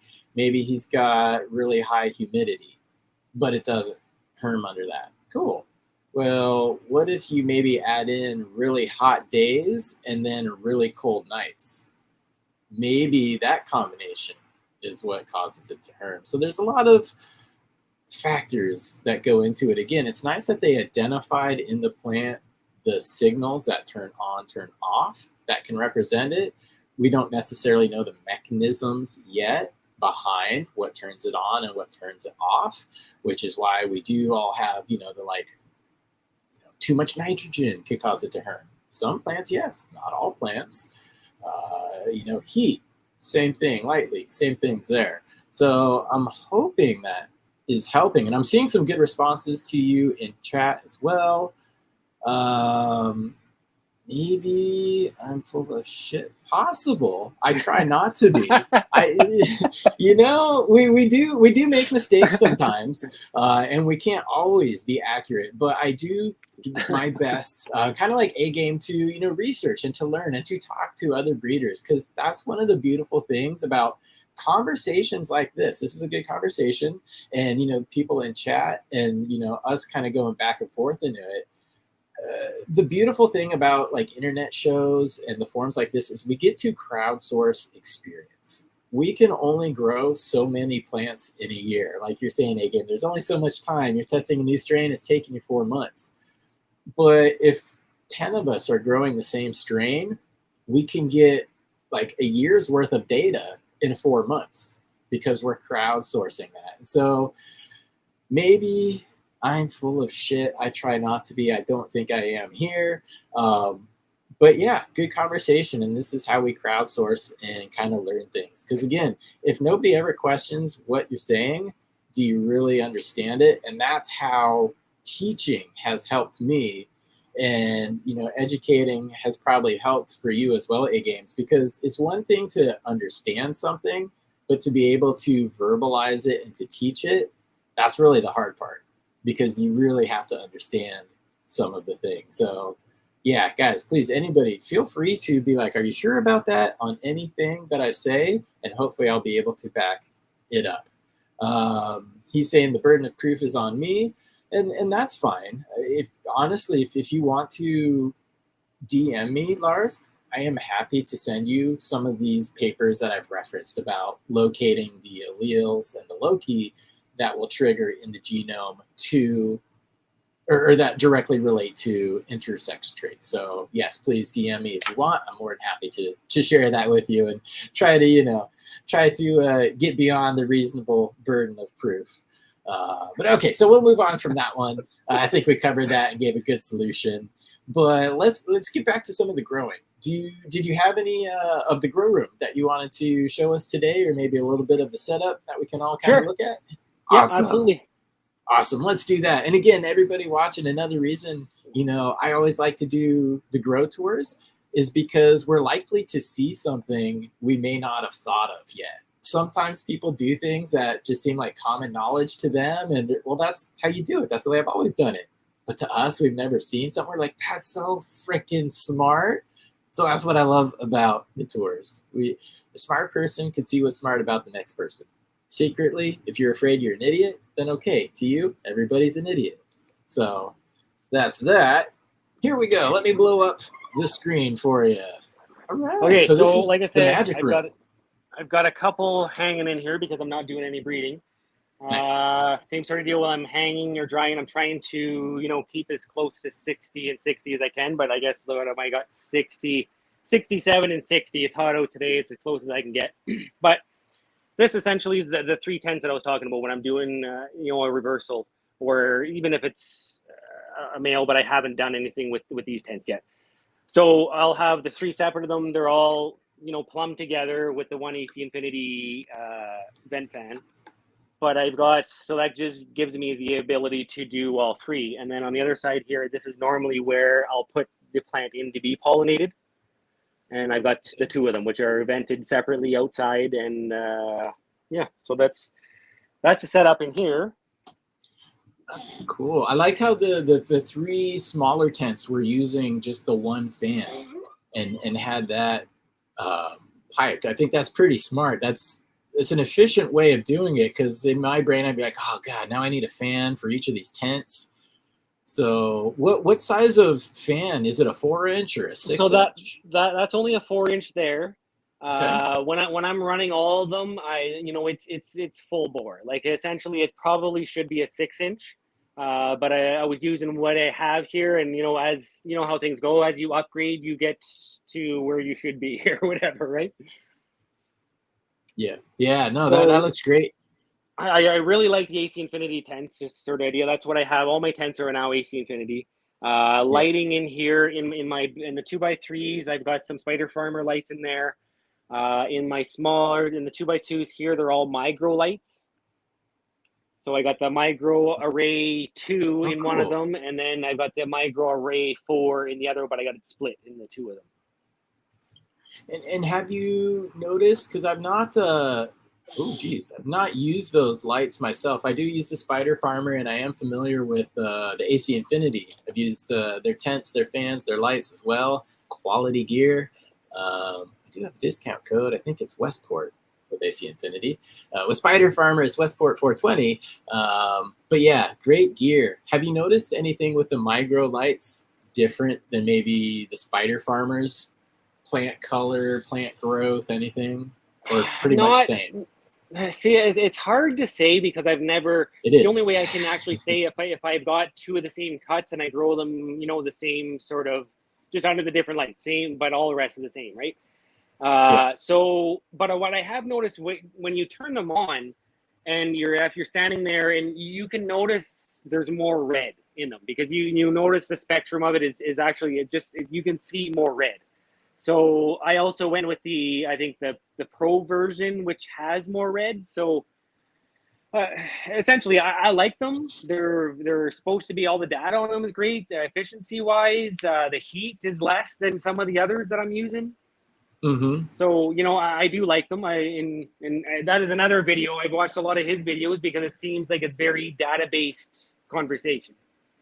Yeah, no, that's very good, and that's why I asked. I haven't used his lights or known anybody personally that has been using them for a long time, but he is one of the sources that I turn to when it comes to making light purchasing decisions and learning more about light. So I definitely enjoy Shane Micro's content, and he eventually, after years of doing that, did put out his own light, and just based off of why I watch him, I'd imagine he has good data that he built the light from. So Exactly. real quick, Yep. before we jump into the other area, I forgot we were giving away seeds because I was in the middle of doing an explanation. So before we jump into the other area, let's go ahead and give away this next pack of seeds. Again, oh my gosh, 94 people. That's huge. So if you're in the US, it is the Space Utopia from Boneyard Seed Cow. And if you are in Canada, it is your choice from A Game Genetics. Good luck, everybody. I will hit draw. And winner, just let us know in chat whether you're US or Canada. And we will make sure to get the right beans out. Staggering Productions. All right. That's a name I see often. Staggering Productions. Where are you from, buddy? US or Canada? And I will put that down here. I always write things down. I try to be organized. Okay. So, Staggering Productions, congratulations. Hit me up on the Instagram. USA, perfect. Okay, awesome. Which means we are going to have a Canada drawing out there. And Lars, by the way, please don't put words in my mouth. I would never call the American one a liar. Okay, please. I like the American one. So, Staggering Productions, congratulations. There we go. Stop sharing here in the US. So cool. All right, let's go to the next grow area we got here.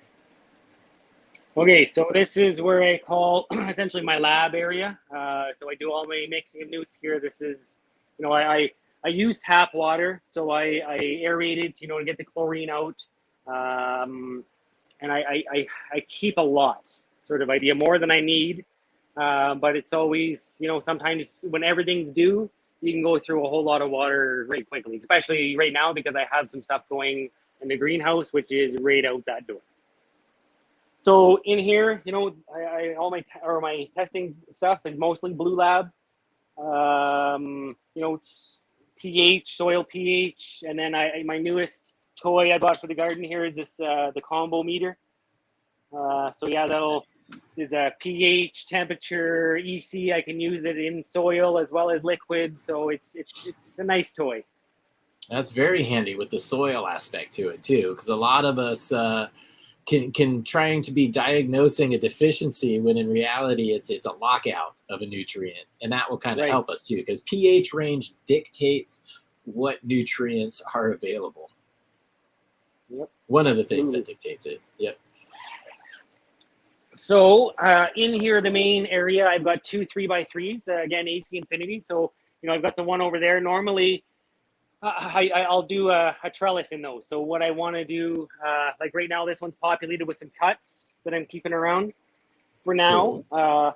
Every plant, well, every female plant I grow, I keep cuts off every single one of them because just as if you have 5, 6 of them are the same ones, chances of them all being exactly the same are pretty slim. Yeah. So there's always one that's, calls out to you more. It's might be different for me than somebody else, but I always keep them around until I fully flower them out, see the final product or whatever, and then decide on, okay, this is the only one I'm keeping going forward or whatever. So yeah, that's the one 3x3. And then I got this my propagation cabinet. So I got a cloner up top, turbo cloner. That's a cool, efficient use of space there, because you probably don't need strong lighting and you probably don't need it high, so you're maximizing your footprint. I like that. Exactly. So I can have, if I got 4 levels that, in the springtime, I also start all my veggies in here. So I put full use to the whole area. And then on here, you see where I got some plates there. Those are, I usually germinate my seeds right in there because I got the heat from the light underneath it. I don't even need a heat mat really in there. Nice. That's clever. Again, see, that's one of those little things that people can pick up. You may have never thought of doing something like this, but that's a great, efficient way to do it, especially if you're starting a lot more seeds. So I love that. So, and then in here, this 3x3. Boy. She's almost ready. She's going to be ready in the next week. Very nice. But you know, I like the 3x3 is by far my favorite for doing trellis. Okay. Because essentially, see, even the trellis I'm using is the elastic type. Mm-hmm. So it's just hooked on with hooks in the corner. So even still, it makes it easy for me. I can't access the other sides, but what I do is I'll unhook them all and I'll spin the entire plant around, Oh, wow. keep going all the way around until, hook it back up again, spreads it back out, and it makes it easier for me to defoliate it. So That's I like that. That's something I never thought of, because yeah, when you scrog, you're in the net until the duration. The 3x3 is great because you're able to get a little more space. You can reach the back, whereas like a 4x4 with a scrog, sometimes it's hard to reach unless you have a tent with multiple doors. But unhooking each of the four corners will allow you to spin the plant, and then you just get under it, hook up the corners. Now that is something that I wanted you to zoom in there too. That's pretty cool. This is some extreme kind of plant training and playing. What did you do here?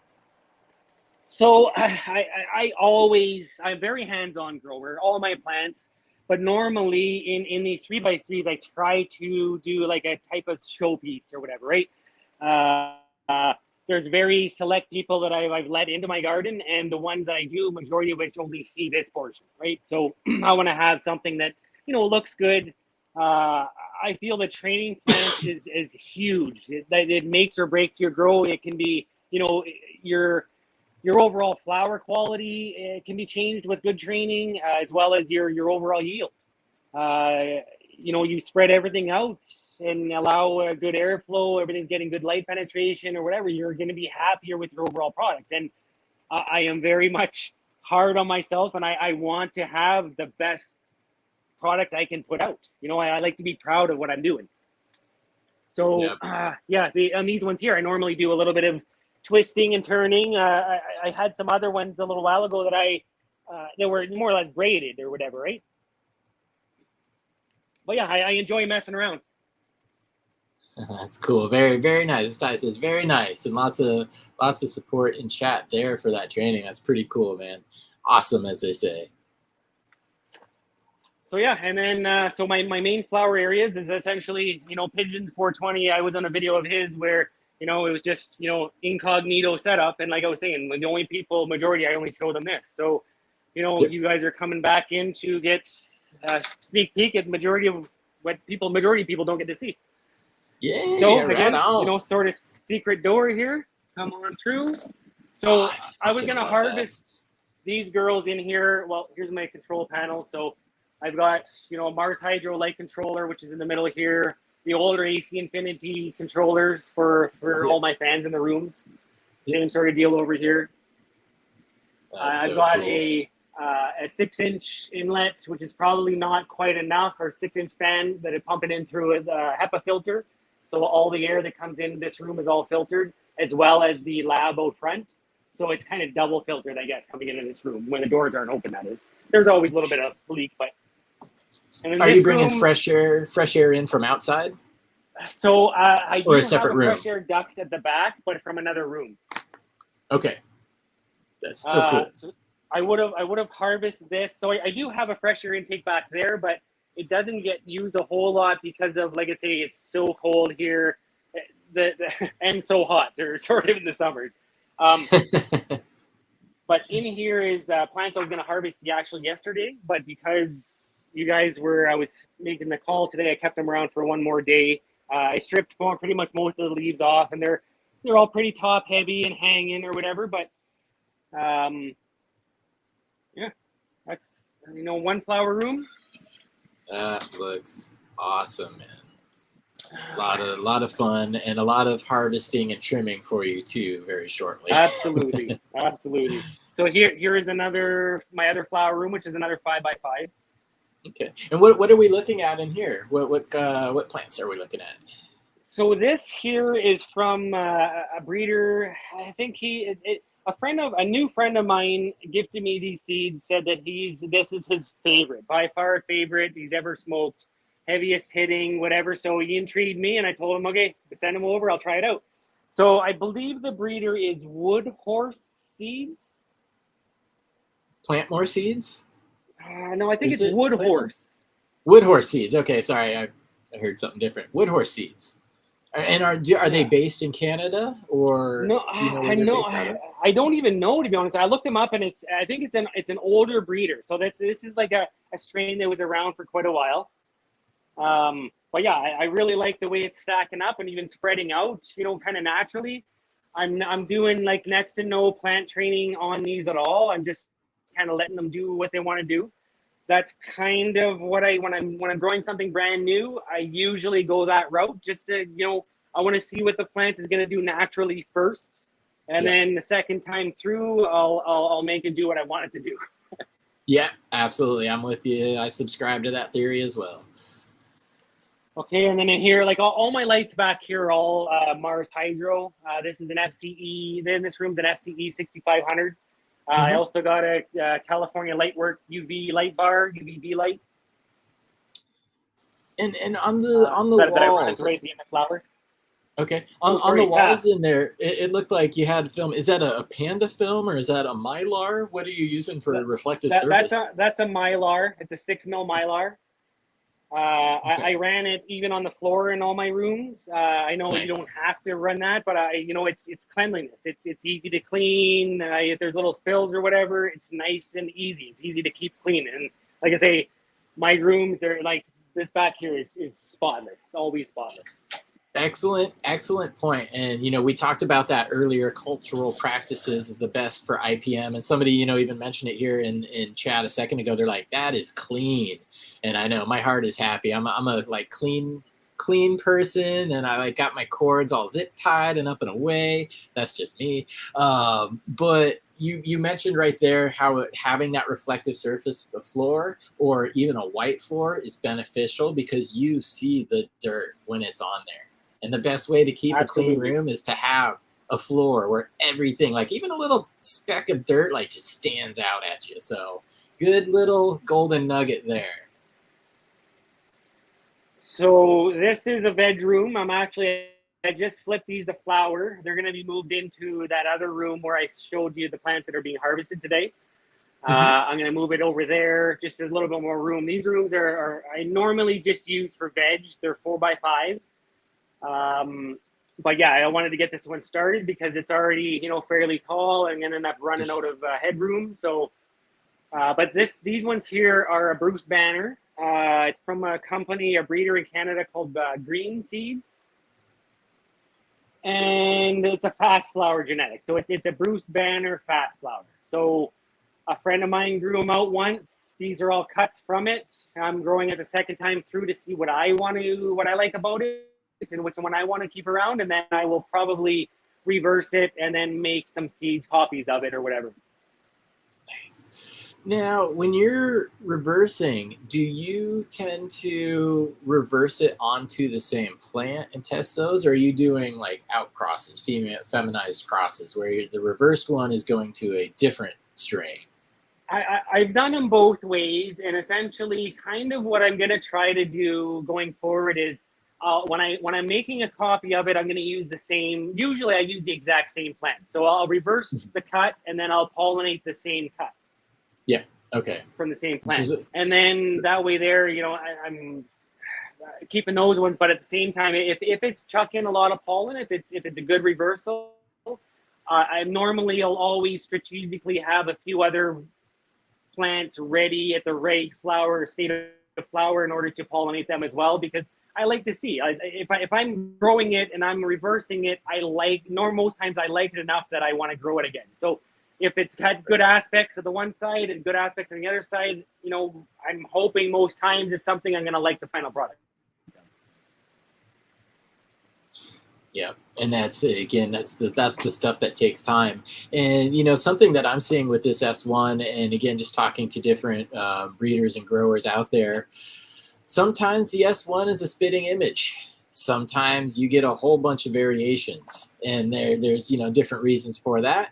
But I'm not, what do you tend to see the most of? Do you tend to get a lot of like spitting images, or do you get a lot of variety? Because for me with this S1, I'm getting a decent amount of variety, more so than I thought I would. So I've had it both ways. So on one in particular, I call it Black Eye Punch, or it's a punch strain, obviously, and it's blueberry as well. That one there, it's almost the same every single time. Spreads out the same.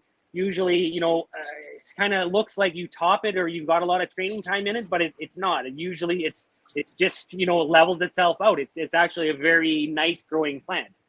But I've also had other ones where I've got, this little tiny runt, and then I've got, a monster sort of idea. But, the blueberry pollen, the one that I reversed, she was pretty tight. Like the internodal space was very tight there.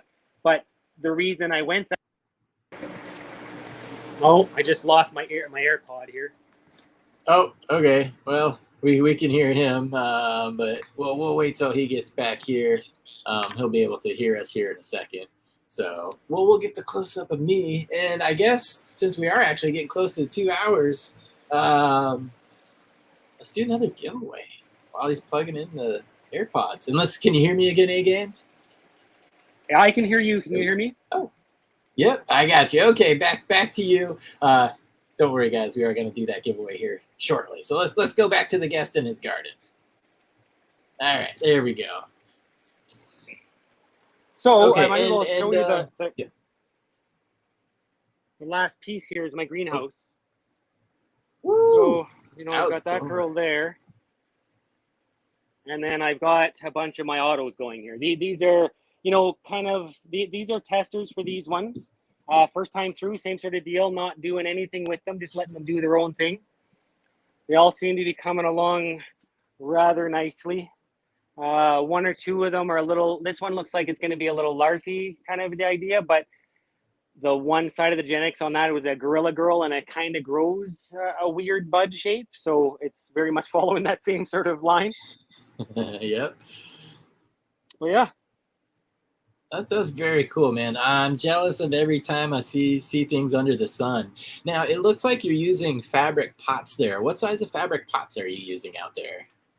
So in my autos, I grow most of them in 3-gallon pots. I've grown them in more. I've grown them in 5 gallons. I've grown them in 7 gallons.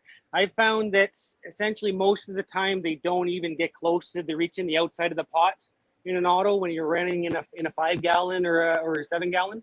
All it's giving you is just a bigger reservoir sort of scenario. Mm-hmm. So I don't, with the amount of plants that I'm trying to stay on a budget. And so, 2 extra gallons per plant is especially like there's 19 of them here. So yeah, I recently had the 7 gallons, and I was like, and I had 2 of them turn out to be male, and I'm just looking at all of the soil that's sitting in there. I'm just like, I need to do smaller first, because I'm not looking for males at this moment. So they're all getting the cull. There will be another time when I'm looking for more males, but yeah, right now I looked at some of the soil, and like you said, it's even if you have 5 plants there, and you're talking the difference between a 5-gallon and a 7-gallon, that's 10 gallons of soil. Usually a bag has 11.5 gallons of soil. The bag's usually costing you $20. So you can save yourself $20 by going with a more appropriate pot size. That simple and that small. Magnify that by more, and cost adds up even more. So little things in the garden. I guess thank you for the garden tour, first of all. That was freaking awesome. You have a Narnia door, which has always been a dream of mine ever since I was a kid and I read The Lion, the Witch, and the Wardrobe. I've always wanted a door to Narnia. And again, you're out in the sun too. And the AC setup, man, that's pretty slick. Again, I love how you had all the smaller tents vented together using the one extraction fan, because some people might be like, yeah, I got 3 tents, I need 3 fans. I can see how people would think that, but you've come up with an elegant solution, and it seems to work good. So absolutely. Thank you. Yeah, thank you for sharing. Appreciate that. Let's see here. Let's go for one more. Holla, holla, Cheddar Bob, Dixie Doodles, Galaxy Solutions, Matthew, my brother from SoCal. Good to see you guys all in here. Thank you for hanging out today. One more giveaway, and we're gonna do Canada only. Actually, I want to do two Canada only drawings because A Game Genetics is here today. He shared a bit about his garden, his breeding, his education, and what he's expecting for the future. And it's going to be bright. So we would be remiss if we did not get his genetics into some people's hands. Oh boy, here we go. Here we go. Oh, no, wrong one. But yeah, Cheddar Bob, same thing. Mr. Magpie, our favorite Canadian, no offense to other Canadians, Mr. Magpie is in the house. So I know he's going to be entering. And good to see you, Grower Mo. So let's try this. I have tried this before where I have said only Canada can enter. And I have even typed Canada only as the keyword. And it still got entered by people not in Canada. So we're going to try the more obvious approach today. We're going to see if this works because I want A-Game Genetics to get out to you. You guys need to give these a shot. I'm Canadian. How about that? And Canada, I'm Canadians. I'm sorry, I did not capitalize Canadian. I just realized I didn't capitalize it. You are important to me. You are important. But yeah, so if you are in Canada and you would like to play for some of the A-Game Genetics, just go ahead and type I'm Canadian in. Or if you have a friend, no, because that's the problem shipping across. If you're in the US and you have a friend in Canada, that will get them to you. Then enter. But no, I'm Canadian only. And I think everybody too, because I entered it with the apostrophe in between the I and the M, I'm fairly certain that you need to do it that way too. So just to make sure, like Lori is one of the most amazing supporters of cannabis education and podcasting. Very grateful for all the content we put out. Lets us know, that makes us smile tremendously. So I appreciate you, Lori, and I'm going to use you here as an example. But yeah, make sure you get the apostrophe in between the I and the M so you are eligible to win. And, make sure you're in Canada too. But that's it. So just want to point that out and shout out to you, Lori, again. Thank you for being here today. Couple more things to do before we go today. While we're doing this last couple giveaways, I always like to give the last few words to the guests. So there's a lot of things we have talked about. We didn't necessarily get to everything, but is there anything that you want viewers to know about maybe cannabis in general, or specifically what's next for A-Game Genetics and where people can network with you and connect with you and try to grow some of what you're doing? So I guess the best way to get a hold of me, and really the only way for now, is at A-Game Genetics on Instagram. I'm very active on there, not necessarily in posting. I joke around all the time saying I'm a grower, not a shower. So you won't see a lot of pictures, but I'm trying to change that around a little bit. I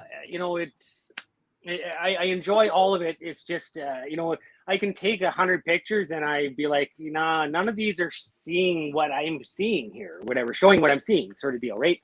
So it's hard that way. But and the other thing is that majority of what I'm studying now is, again, medicinally for cannabis, but it's the use of cannabis for as an exit drug instead of a gateway drug.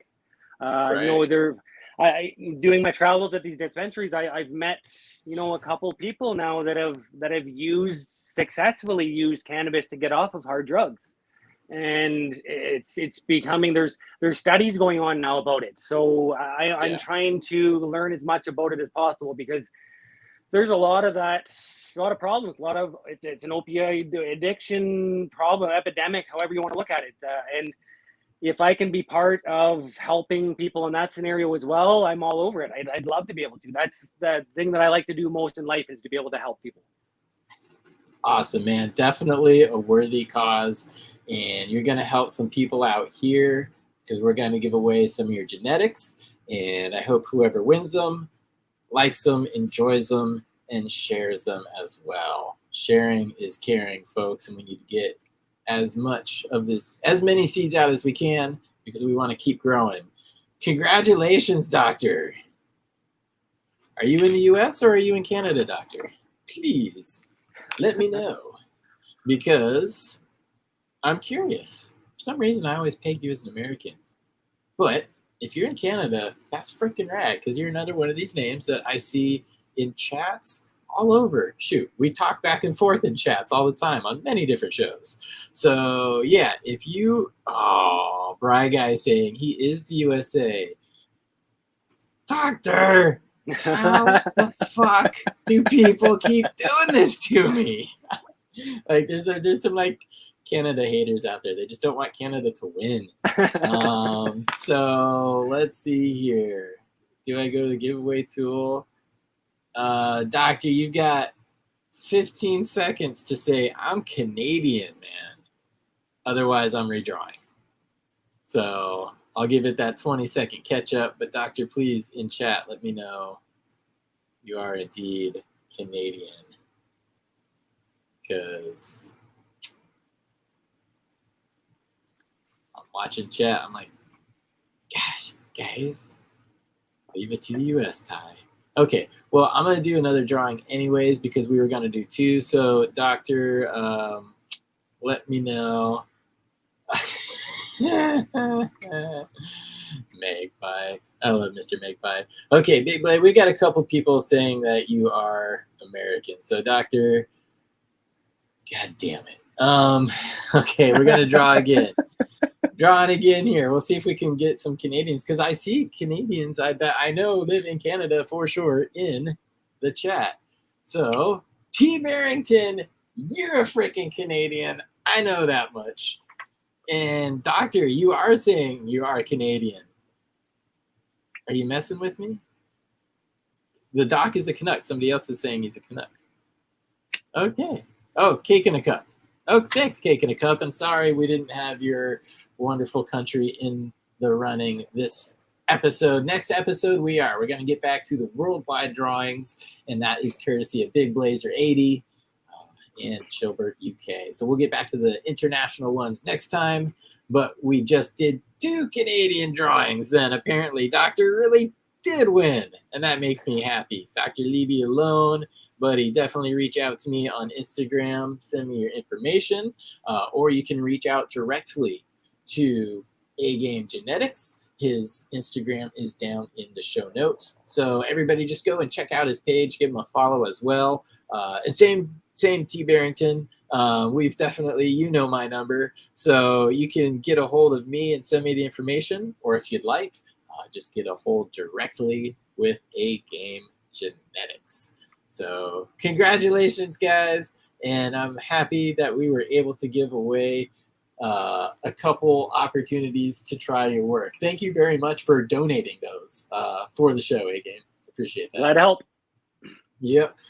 Cool. Well, everybody, this has been a fun one. Everybody in chat. All right, Magpie. He gets me every time. And I saw Holler doing it, but Magpie rules. There we go. Okay, there's your moment of zen, Mr. Magpie. So everybody in chat, thank you for hanging out. Thank you for working together and trying to have a conversation. That's what we're here for. And we really are. To better understand everything, you need to have an open conversation, and it can't just be one-way traffic. So I do appreciate that. And you know who you are. I won't mention the name. Definitely hit me up in the DMs if you'd like. Happy to continue the conversation. So peace, guys. Until the next time, I hope you enjoy yourself. Any final last words, A-Game? Get growing. Get growing. Good words. All right, guys. Everybody party on. We'll see you next time. And just for the fun of it, I'll play an outro this time. 1, 2, Westport.